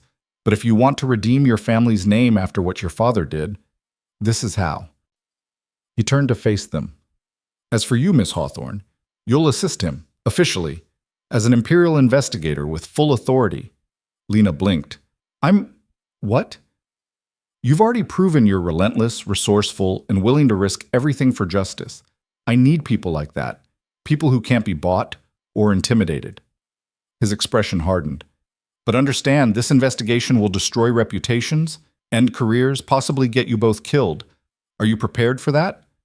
Lena looked at Adrian. He looked back, question in his eyes. She thought about her father, her mother, all the years of grief and anger that had brought her to this moment. Yes, she said, I'm prepared. So am I, Adrian added. Good. You start tomorrow. The emperor gestured to the door. Get some rest. You're going to need it. As they left, the emperor called after them. One more thing, Duke Blackthorne. If you fail, if this investigation becomes a witch hunt or a political weapon, I will personally see you hanged. Clear? Crystal, Your Majesty. Outside in the corridor, they both exhaled. Well, Adrian said, that went better than expected. Did it? He threatened to hang you. True, but we're not in prison, and we have imperial authority to tear apart the entire corrupt system. I'd call that a win. Lena laughed, sharp and slightly hysterical. We're insane. Definitely. He took her hand. Come on, let's get out of here before he changes his mind. They left the palace as dawn broke, painting the sky in shades of gold and pink. The city was waking up, merchants opening shops, workers heading to jobs, life continuing like the world hadn't just shifted on its axis. What now? Lena asked. Now we sleep. Then we figure out how to dismantle a corruption network that's been building for 20 years. He paused. Together? Together. They walked through the streets hand in hand, exhausted and battered, and somehow, impossibly, victorious. Behind them, the palace bells began to ring, announcing news that would shake the empire to its foundations. Ahead, the sun continued to rise. The investigation began 3 days later. Adrian's estate became a war room. Maps covered every surface, documents stacked in piles. Clara's testimony cross-referenced with Voss's records. Lena worked 18-hour days, tracking money trails and identifying suspects. The first arrest came within a week, a minor lord who'd taken bribes to approve fraudulent building contracts. He confessed immediately, gave up 3 more names. Those 3 gave up 5 more. The network unraveled like a pulled thread. But with each arrest came backlash. They're calling you the Duke of Ashes, Marguerite said, visiting 2 weeks in. She set a newspaper on Adrian's desk. The headline screamed, Blackthorn's purge continues. Who's next? Adrian barely glanced at it. Let them call me whatever they want. They're saying you're destroying noble families to cover up your own father's crimes. My father was guilty. I'm not covering up anything. I know that. You know that. But half the Empire thinks you're on a vendetta. Marguerite looked at Lena. They're calling you his weapon, the traitor's daughter with an axe to grind. They're not wrong, Lena said calmly. I do have an axe to grind, with every corrupt official who let my father die. Just be careful. Public opinion can turn fast. She wasn't wrong. 2 days later, protests erupted outside the estate. Nobles demanding the investigation stop. Commoners worried about instability. Even some of Adrian's own staff started looking nervous. Maybe we should slow down, Greaves suggested during a meeting. Give people time to adjust. No, Adrian said flatly. We slow down. They regroup. They hide evidence. Intimidate witnesses, buy their way out. We keep pushing. Your Grace, with respect, you're making powerful enemies. Good. Powerful enemies means we're doing something right. But the pressure was mounting. 3 more nobles were arrested, and suddenly Adrian's invitations to court functions dried up. Old friends stopped calling. Even the Emperor's support seemed less certain. He's getting nervous, Adrian told Lena one night, staring at a polite but firm letter from the palace. Too many arrested nobles. Too much disruption. We have the evidence, Lena said. We can prove every charge. Evidence doesn't matter if he decides this is too politically costly. Adrian rubbed his eyes. We need something bigger, something undeniable, something that forces everyone to see the truth. Lena thought for a moment. What about the victims? What? Voss and his network didn't just steal money, they destroyed lives, families like mine who lost everything. She stood, started pacing. What if we find them? Get them to tell their stories publicly. Make this about people, not just numbers. Adrian's expression shifted. That could work. Put faces to the crimes. Make it harder to dismiss as political maneuvering. They spent the next week tracking down victims. Families of people executed on false charges. Workers cheated out of wages. Merchants bankrupted by rigged contracts. The stories were devastating. A woman whose husband had been hanged for stealing supplies that Voss had embezzled himself. A craftsman whose business was destroyed when Voss's network undercut his prices with stolen goods. A soldier who'd never received proper equipment because half the military budget had been siphoned off. Lena listened to each one, wrote down every detail, felt rage building in her chest. We're holding a public hearing, she told Adrian, at the Imperial Courthouse. Let these people testify. Force everyone to hear what corruption actually costs. The Emperor won't like it. Then he can stop us. But I'm betting he won't. Not when faced with 24 grieving families. She was right. The Emperor grudgingly approved the hearing, probably because refusing would make him look complicit. The courthouse was packed. Nobles filled the front rows, skeptical and hostile. Commoners crammed the back, desperate for answers. Imperial officials sat to the side, taking notes. Adrian opened the proceedings. We're here to give voice to the people who've been silenced. To show what corruption looks like when it's not just numbers on a page, but lives destroyed. The first witness was the widow. She spoke quietly about her husband's arrest, the fabricated evidence, the execution she'd watched from the crowd. They said he stole from the Empire, she said, voice breaking. But he was the most honest man I knew. He died for a crime he didn't commit, and I've spent 10 years believing he was guilty, that I'd married a thief. She looked directly at the nobles in the front row. Now I know the real thieves were the ones wearing silken titles, and I want every single one of them to face what my husband faced, justice. Silence fell. Several nobles shifted uncomfortably. The craftsman testified next, then the soldier, then a young woman whose father had been ruined by fake debts. One by one, they told their stories. And with each testimony, the atmosphere in the room changed. Skepticism gave way to shame. Hostility melted into horror. By the time Clara Finch took the stand, describing in clinical detail how Voss's network operated, how they chose targets, how they covered their tracks, even the most skeptical nobles looked sick. I was part of this, Clara said, voice steady. I helped Voss steal, helped him frame innocent people, and I stayed silent for 8 years because I was terrified. But I'm testifying now because someone has to stop pretending this was just politics or business. She gestured to the victims in the room. These are real people, with real families, and they deserve justice. Ito sopra. Oh! When she finished, the room erupted in applause. Not from the nobles, from the commoners, the victims, the people who'd been voiceless for too long. The emperor stood. This court recognizes the testimonies given here today. The investigation will continue with full imperial support. Any official found guilty of corruption will face the full weight of the law. He looked directly at Adrian. No matter their rank or family name. After the hearing, Adrian and Lena stood outside the courthouse, watching people file out.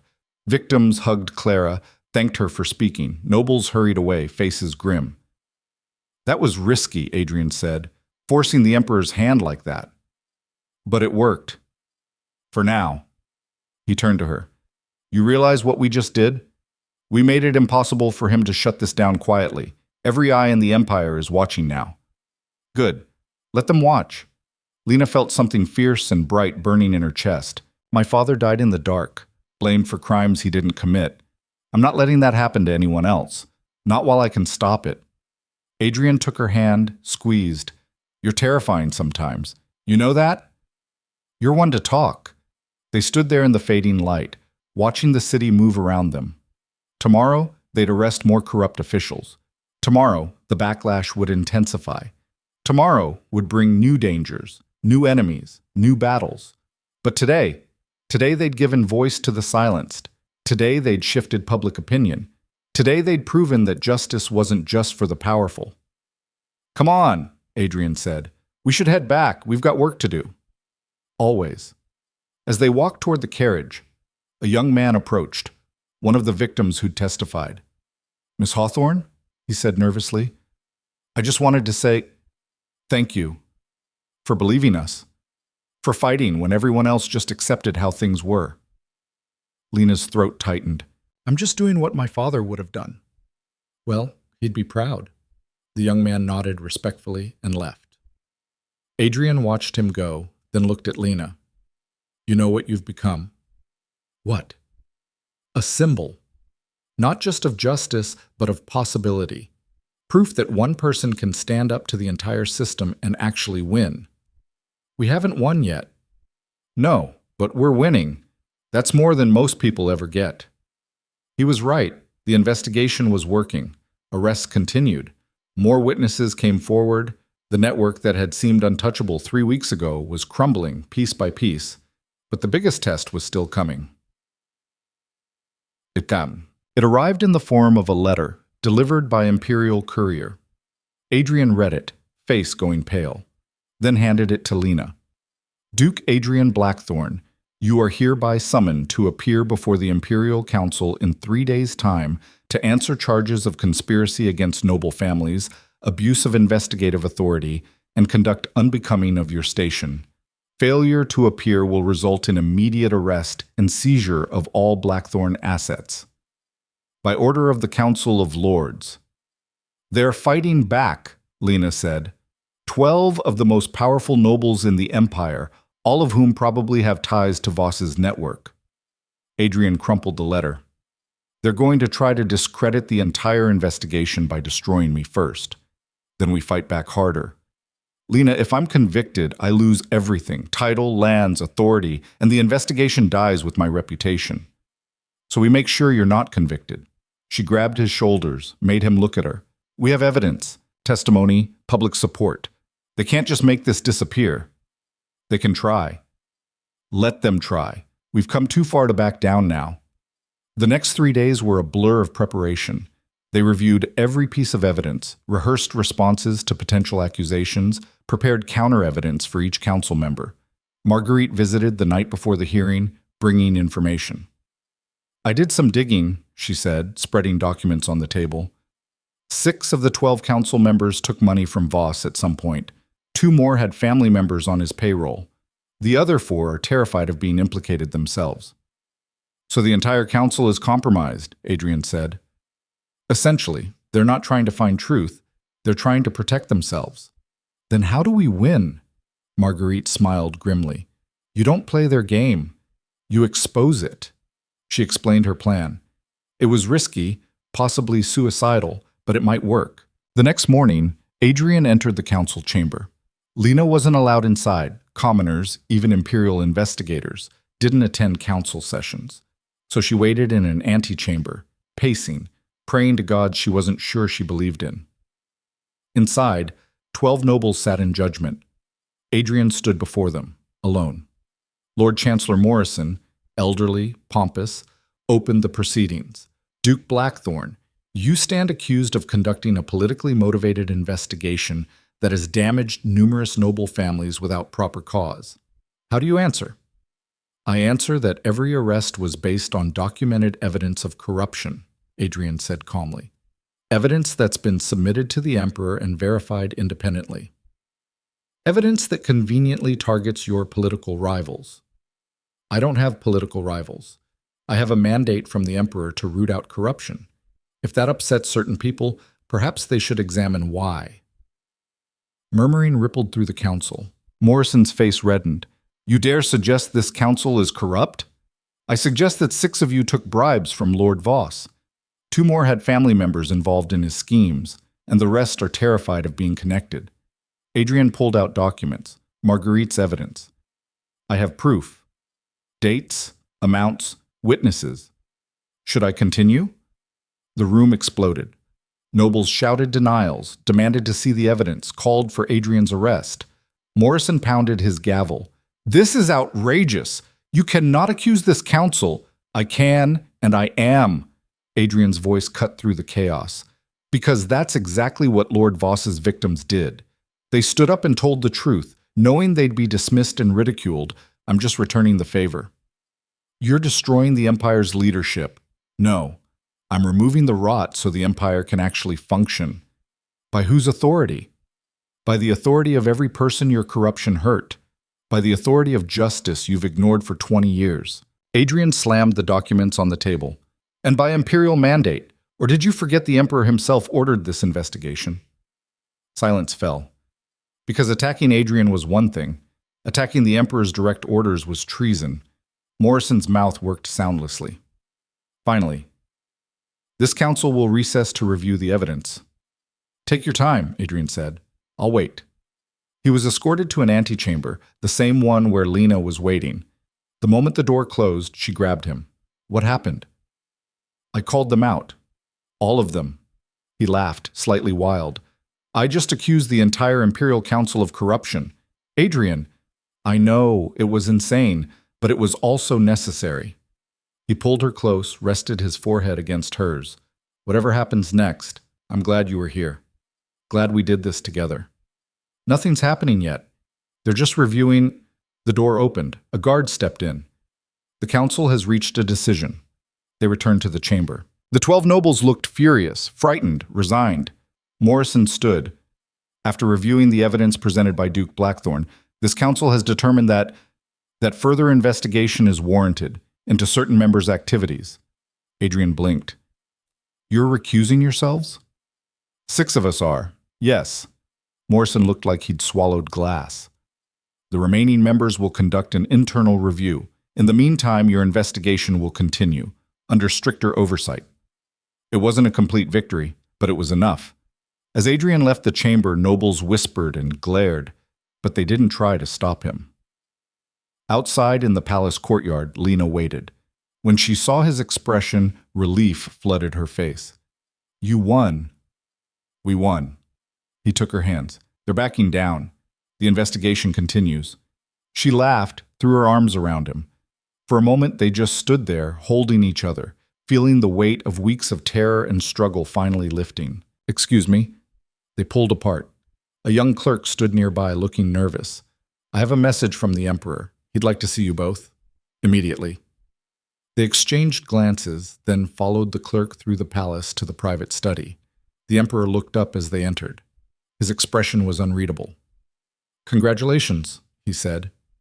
You just forced the Imperial Council to admit corruption. That's unprecedented. Your Majesty, but Don't apologize, it needed to happen. He gestured for them to sit. However, you've also created a power vacuum. 6 council seats are now open. The Empire's leadership is in chaos. We can help stabilize. No, you can't. The Emperor's voice was firm. Because I'm appointing you to one of those seats. Adrian froze. What? Duke Blackthorn, you're now a member of the Imperial Council, effective immediately. Your Majesty, I'm not qualified. You just exposed massive corruption and forced the most powerful nobles in the Empire to back down. I'd say you're more than qualified. He turned to Lena. Miss Hawthorne, you'll continue as an Imperial investigator, but you'll report directly to me now, not the Council. Lena couldn't find words. A month ago, she'd been a servant. Now she was an Imperial investigator with direct access to the Emperor. Why? She finally asked. Because I need people I can trust, people who can't be bought or intimidated, people who give a damn about justice more than politics. He leaned back. You've proven you're those people. Don't make me regret it. After they left, walking through palace corridors in stunned silence, Adrian finally spoke. Did that just happen? I think so. I'm on the Imperial Council. You're on the Imperial Council. He stopped walking, looked at her. We actually did it. We exposed the corruption, cleared your father's name, and forced the entire power structure to change. We're not done yet. 6 seats are empty. Boss's network still has branches we haven't found. I know. But we took the first step, the biggest step. He took her hands. Your father would be proud. Tears stung Lena's eyes. He would have liked you. Yeah? Yeah. He believed in people who fought for what was right, even when it cost them everything. She smiled through tears. You're exactly the kind of person he would have trusted. Adrian pulled her close, and they stood there in the empty hallway, 2 people who'd walked into hell and somehow come out the other side. Not unscathed, not unchanged, but victorious. Outside, the city bells rang again, announcing the council's decision, the new appointments, the continuing investigation. The Empire was listening now, finally, and Lena Hawthorne, daughter of a man executed for telling the truth, was making sure it heard every word. And Lena Hawthorne, daughter of a man executed for telling the truth, was making sure it heard every word. The weeks that followed felt like walking through a dream that kept threatening to turn into a nightmare. Adrian took his seat on the Imperial Council, the youngest member in its history. The older nobles treated him like a disease, sitting as far away as possible during sessions, speaking to him only when protocol demanded it. He didn't care. Every time they voted on a measure, every time they tried to protect one of their own, he stood up and called them out. Lord Hastings, you're proposing we reduce tariffs on imported grain. Convenient, considering your brother owns 3 grain distribution companies that would profit enormously. Duke Blackthorn, that's a serious accusation. It's a documented fact. I have the business registrations right here. Adrian would slide the papers across the table, expression neutral. Now, would you like to revise your proposal, or should we discuss how this violates conflict of interest protocols?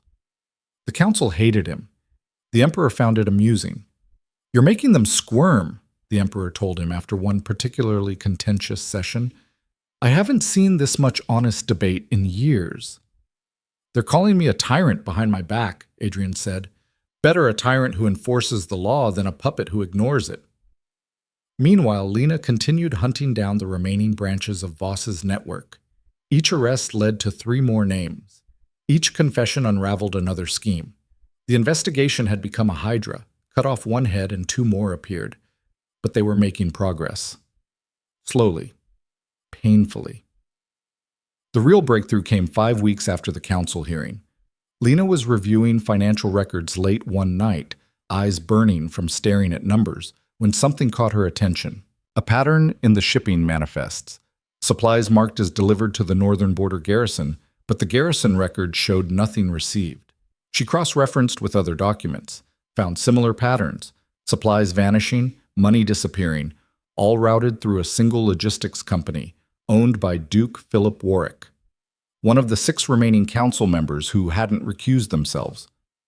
Her hands shook as she compiled the evidence. This wasn't just fraud. This was treason. Military supplies stolen while soldiers on the front lines went without food, without weapons, without basic equipment. She brought it to Adrian the next morning. He read through the documents, face going progressively darker. How many soldiers died because of this? I don't know, dozens maybe? Maybe more. Lena's voice was tight. The garrison commander filed complaint after complaint. They were all buried in bureaucracy. Warwick's been on the council for 20 years. He's personal friends with the emperor. I know. Adrian set down the papers, met her eyes. If we do this, if we accuse him publicly, there's no going back. He'll fight. Hard. And he has resources Voss never dreamed of. Then we fight harder. Lena, my father died for telling the truth about corruption. Your father killed him to protect the system. How many more people have to die before we say enough? She leaned forward. Warwick let soldiers starve so he could buy another estate, another fleet of carriages, another mistress's jewelry. And you want me to what? Let it slide because he's powerful? No. Adrian's voice was quiet but firm. I want you to be sure, because once we pull this thread, everything unravels. Every alliance, every treaty, every carefully maintained balance in the empire. We won't just be fighting Warwick, we'll be fighting everyone who benefits from the status quo. Lena thought about the widow whose husband had been hanged on false charges, the craftsman who'd lost everything, the soldier who'd gone to war without proper armor.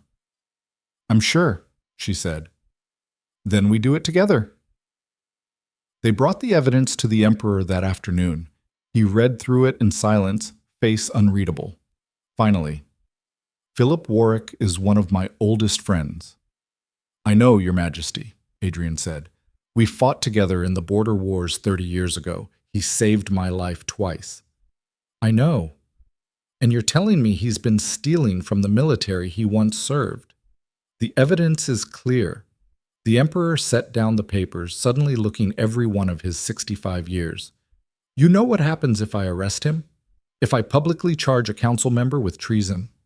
The council will fracture. Your enemies will call it a purge. Some nobles might rebel. Adrian's voice was steady. But soldiers will stop dying because they don't have boots, and the empire will know that justice applies to everyone, even to my friends, especially to your friends. The emperor stood, walked to the window, stared out at the city for a long time. When he turned back, his expression was resolved. Arrest him, tonight, before he has time to run or destroy evidence. He looked at Lena. Miss Hawthorne, you'll lead the arrest team. I want witnesses. I want this done publicly, by the book, so no one can claim it's political. Your Majesty, Lena started, shocked. You've earned it. More than that, you've proven you won't back down even when facing the most powerful people in the empire. That's exactly who should be doing this. As they left, Adrian took her hand. You ready? No. But when has that ever stopped us? That night, they rode to Warwick's estate with 20 imperial guards. The Duke was hosting a dinner party, nobles and merchants, laughing and drinking, completely unaware. Lena walked through the front door, past shocked servants, into the dining room where Warwick sat at the head of a table laden with food that could have fed a garrison for a week. Duke Warwick, she said, voice carrying through the sudden silence, by order of His Imperial Majesty, you are under arrest for treason, embezzlement of military funds, and conspiracy to defraud the empire. Warwick stared at her, wineglass frozen halfway to his lips. This is absurd. Who are you to... Imperial Investigator Lena Hawthorne, and these are your arrest orders signed by the Emperor himself. She placed the documents on the table. You can come peacefully, or my guards can drag you out in front of all your friends. Your choice. For a moment she thought he might fight, thought she'd have to make good on the threat. Then Warwick set down his glass, stood with dignity that didn't match his crimes, and held out his wrists for the shackles. I want my lawyer, he said. You'll get one. After you're processed. Lena nodded to the guards. Take him. As they led Warwick away, his guests erupted in protests and questions. Lena ignored them all, walking out with her head high, feeling the weight of every eye on her back. Outside, Adrian was waiting by the horses. How'd it go? He asked. He didn't resist. Surprised me, honestly. Don't let it fool you. He's already planning his defense. This is going to get ugly. It was always going to be ugly. They rode back through the dark streets, guards flanking Warwick's carriage. In the distance, church bells tolled midnight. "We arrested a duke tonight," Lena said quietly. "A war hero. The Emperor's friend." "We arrested a traitor who let soldiers die," Adrian corrected. "The rest is just noise." "Is it?" She looked at him. "Because tomorrow, half the Empire is going to say we've gone too far, that we're destroying the nobility from within. Let them say it. They said the same thing about exposing Voss. About the council hearing, they've been wrong every time. What if they're not wrong this time? What if we really are destroying something that can't be rebuilt?" Adrian reined in his horse, caught her bridle so she had to stop too. "Lena, look at me." She did. "We're not destroying the Empire. We're trying to save it from people who've been looting it for decades. If the nobility can't survive without corruption, then maybe it deserves to fall." His voice was fierce. "Your father tried to save this system. They killed him for it. I won't let that happen again. Not to you, not to anyone." Tears stung her eyes. "Sometimes I forget why I'm doing this. I get so caught up in the arrests and the evidence and the politics that I forget it's supposed to be about justice. Then I'll remind you, as many times as you need." They rode the rest of the way in silence, but it was a comfortable silence, the kind built on shared purpose and trust. At the palace, Warwick was processed and locked in a high-security cell. The Emperor issued a statement before dawn. Duke Philip Warwick stood accused of treason. The evidence would be presented at trial in 2 weeks. The city exploded. Protests erupted, some supporting the arrest, others calling it a witch hunt. Nobles held emergency meetings. Common folk celebrated in the streets. The Empire hadn't seen this kind of division since the Civil War 40 years prior. Adrian's estate became a fortress. Guards doubled. Threats arrived daily, some explicit, others veiled. Lena stopped going anywhere alone. "This is what I was afraid of," Marguerite said, visiting during the chaos. "You've pushed too hard, too fast. The Empire is fracturing." "It was already fractured," Lena said. "We're just making people see the cracks. And if it breaks completely, if this triggers another civil war, then we'll deal with it. But we're not backing down." Marguerite looked at her niece for a long moment. "You've changed. When I found you 2 months ago, you were angry and desperate. Now you're, what? Dangerous. In the best way." She smiled slightly. "Your mother would be terrified and proud in equal measure." The words settled warm in Lena's chest. She'd spent so long thinking about her father's legacy, she'd almost forgotten her mother had one too. Strength, courage, the ability to stand up even when terrified. "I hope so," she said quietly. The trial began exactly 2 weeks later in the Grand Hall of Justice, a massive chamber with marble columns and stained glass windows that cast rainbow light across the floor. Every seat was filled. Nobles, commoners, merchants, soldiers. Everyone wanted to see if justice would actually be served. Duke Warwick sat at the defendant's table, flanked by expensive lawyers. He looked confident. Why wouldn't he? He'd beaten charges before, had friends in high places. The system had always protected people like him. But this time was different. Adrian presented the evidence methodically. Shipping manifests, financial records, testimony from garrison commanders who'd begged for supplies that never came, letters from soldiers' families asking why their sons had died in boots held together with string. Duke Warwick diverted over $2 million in military funding over a 5-year period, Adrian told the court. While men on the front line starved and died, he built a vacation estate, bought artwork, hosted parties. Objection! Warwick's lead lawyer, a sharp-faced man named Craven, shot to his feet. My client's personal finances have no bearing on. They have every bearing when those finances were funded by stolen military supplies. Adrian shot back. He pulled out a ledger. This is the Duke's personal account book. Notice the deposits? They coincide exactly with shipments that were reported delivered but never reached the garrison. Like murmuring rippled through the courtroom. The judge, a stern woman named Justice Rothman, leaned forward. Duke Warwick, do you have an explanation for these coinciding transactions? Warwick stood, all wounded dignity. Your Honor, I am a patriot. I served this empire with honor for 30 years. These accusations are politically motivated attacks from a man trying to destroy the nobility to cover his own family's shame. My family's shame? Adrian's voice was dangerously quiet. You want to talk about shame? Tell the court about the garrison at Northwatch. Tell them how many soldiers died during the winter campaign because they didn't have winter cloaks you were supposed to supply. That was a logistical error. 17 men froze to death. Adrian slammed his hand on the table. 17 men whose families are here today, watching you lie about their deaths being an error. The courtroom erupted. People shouting, crying. Guards moved to restore order. Justice Rothman pounded her gavel. Order! I will have order. When silence fell, she turned to Warwick. Duke Warwick, the evidence against you is substantial. Unless you can provide alternative explanation for these transactions. I can provide one, a voice called from the back. Everyone turned. A man stood, military uniform, medals on his chest, graying hair. General Marcus Thorne, commander of the Northern Armies. He walked to the witness stand. I can explain the transactions, he said, because I authorized them. The courtroom went silent. Lena felt her stomach drop. Explain yourself, General, Justice Rothman said. Duke Warwick was operating under my orders. We were running a covert operation, using military funds to pay informants in enemy territory. The supplies marked as missing were actually being smuggled across the border to support our intelligence network. Adrian stood. That's a lie.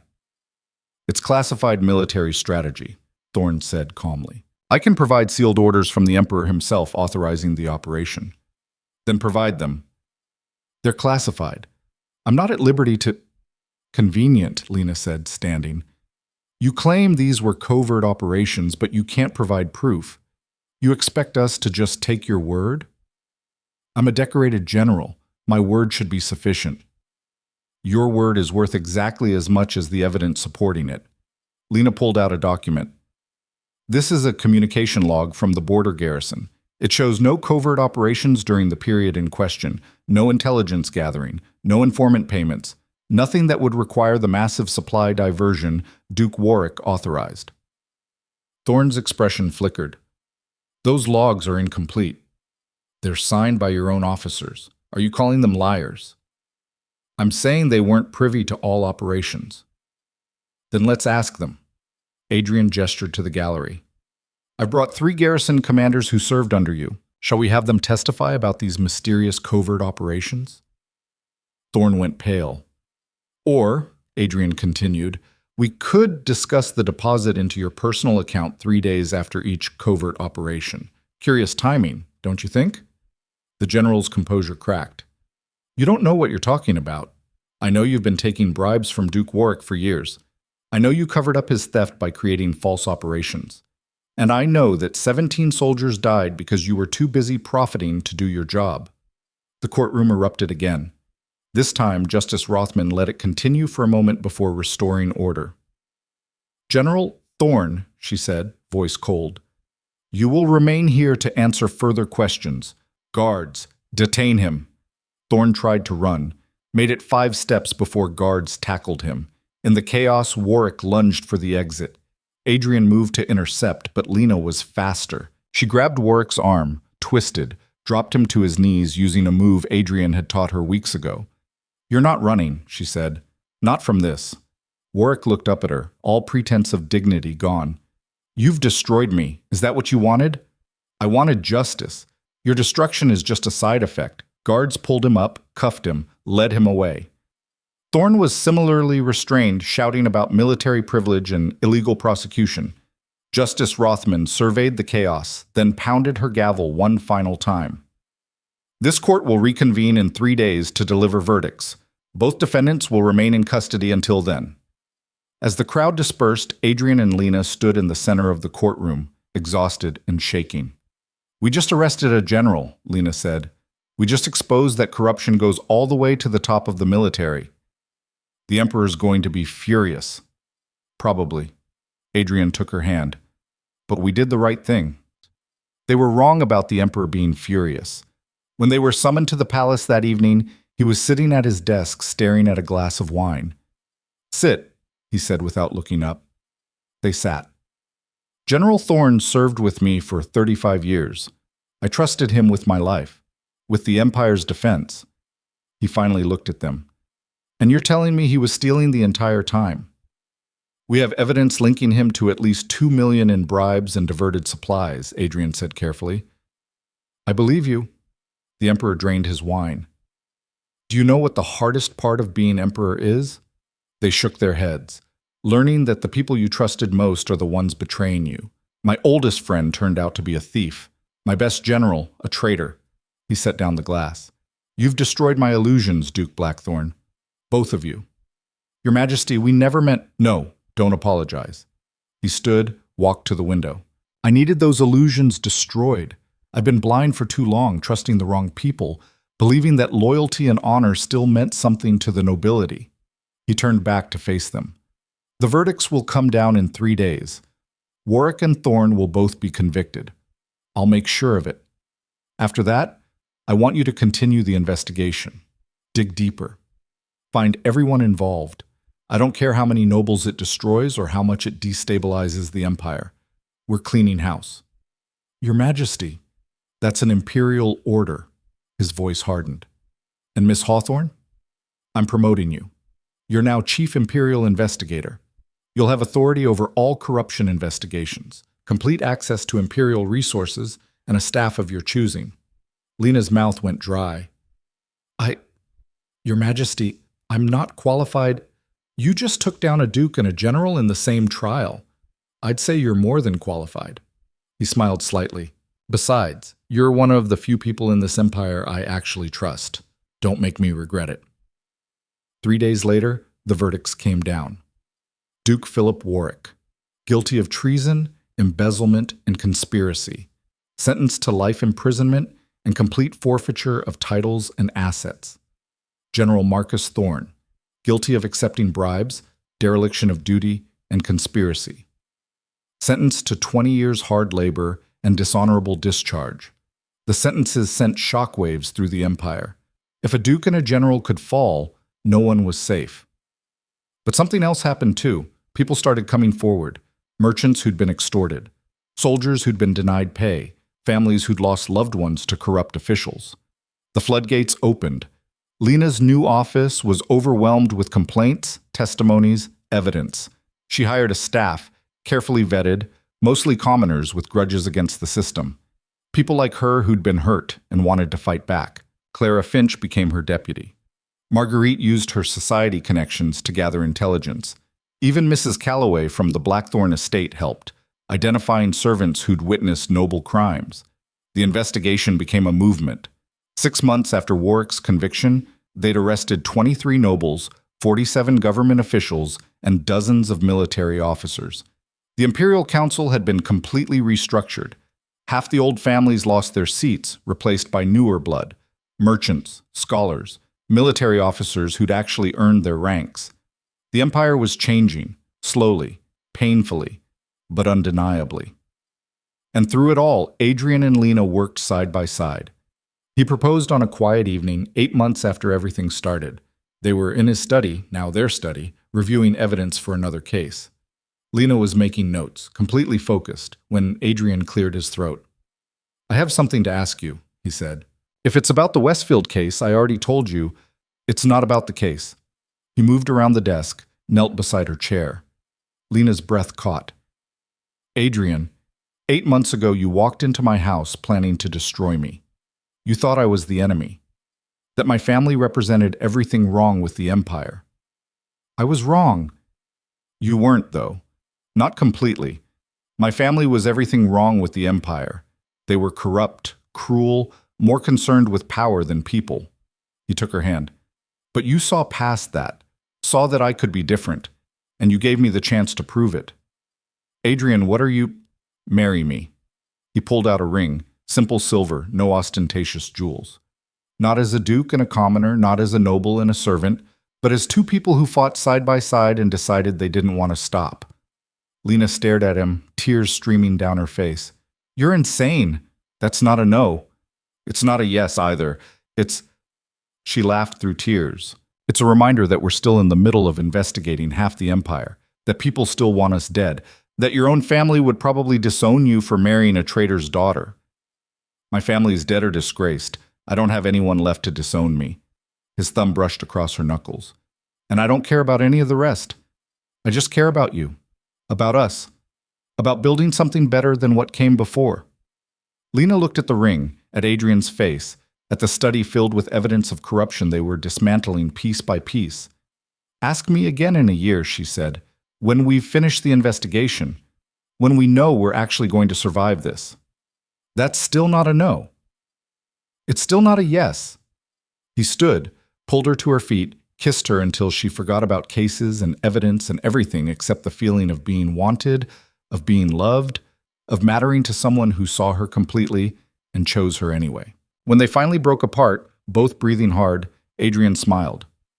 1 year. I'm holding you to that. Good. A year came faster than expected. The investigation concluded with the arrest of the last major conspirator, a trade minister who'd been skimming tariffs for 15 years.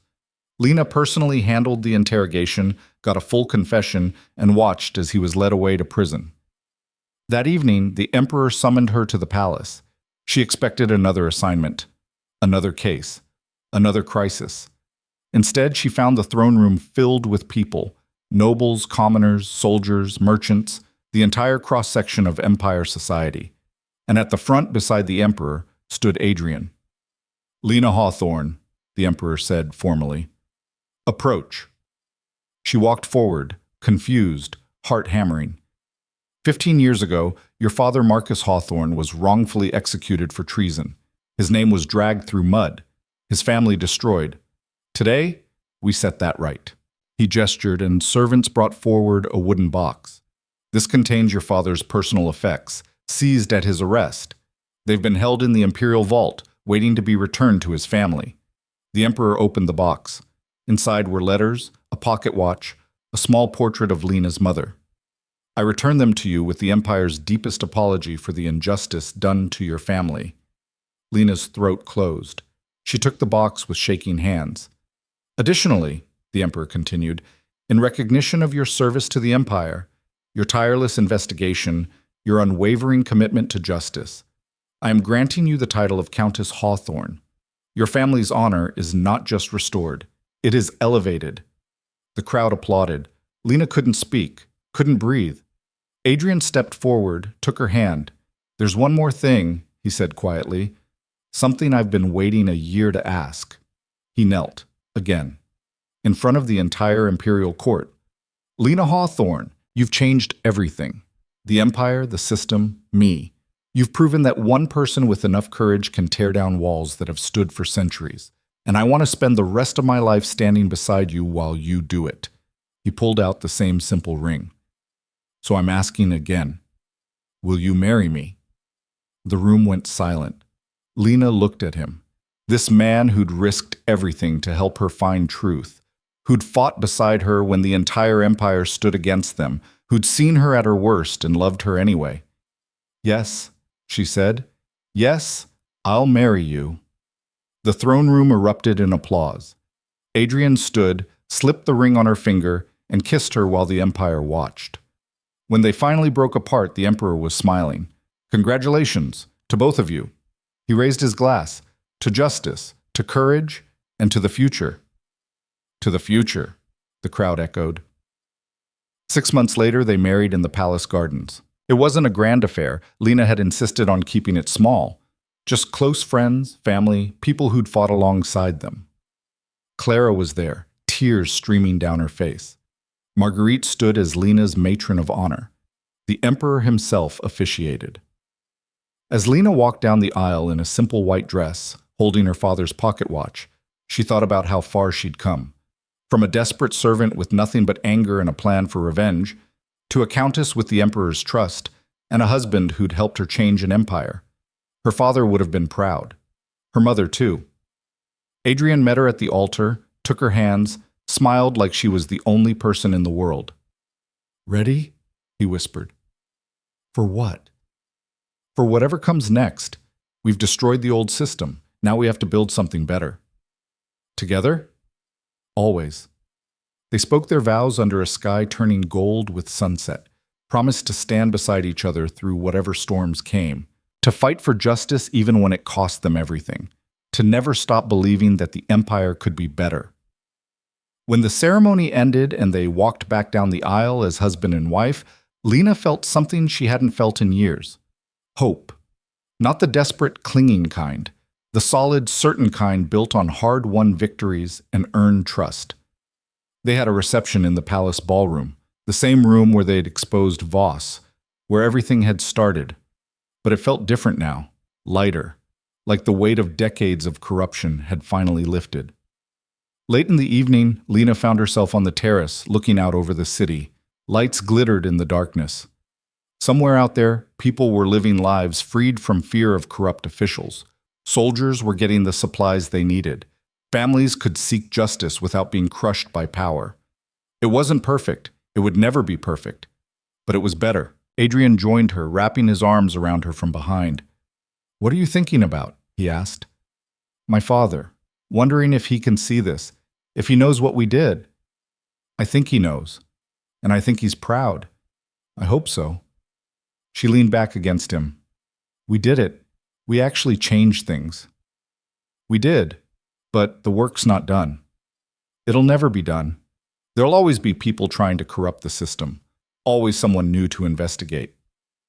Good thing we have the rest of our lives to deal with them." She turned in his arms, looked up at him. "You really want to spend the rest of your life fighting corruption with me?" "I really want to spend the rest of my life with you. Fighting corruption is just a bonus." He kissed her forehead.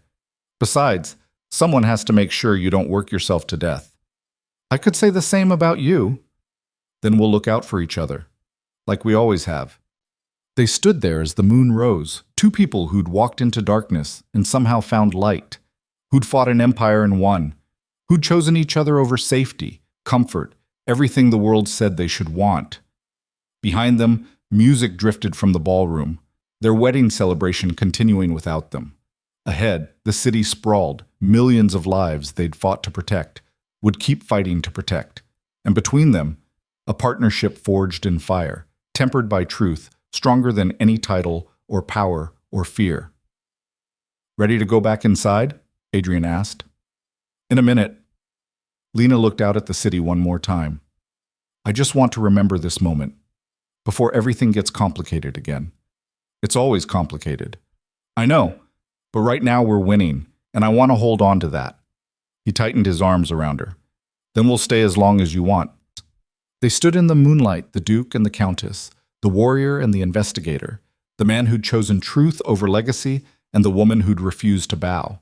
Tomorrow they'd return to work, to investigations and arrests and the endless fight against corruption. But tonight they'd won. And in a world that had tried to break them both, that was everything. Inside, someone called their names. The party wanted the bride and groom. Lena took Adrian's hand. Together, they walked back into the light, into their future, into the empire they were rebuilding one truth at a time, into a life neither of them had expected but both had earned. And somewhere in the darkness, in a place between memory and hope, Marcus Hawthorne smiled. His daughter had done it. She'd faced the most powerful people in the empire and proven them wrong. She'd stood alone against a system designed to crush people like her. She'd refused to bow, refused to break, refused to accept that justice was only for the powerful. And in doing so, she'd changed everything. Not just for herself, for everyone who'd come after her, for every person who'd been told they didn't matter, who'd been stepped on and silenced and forgotten. She'd proven that one person with courage could rewrite the world. And that was a legacy worth dying for.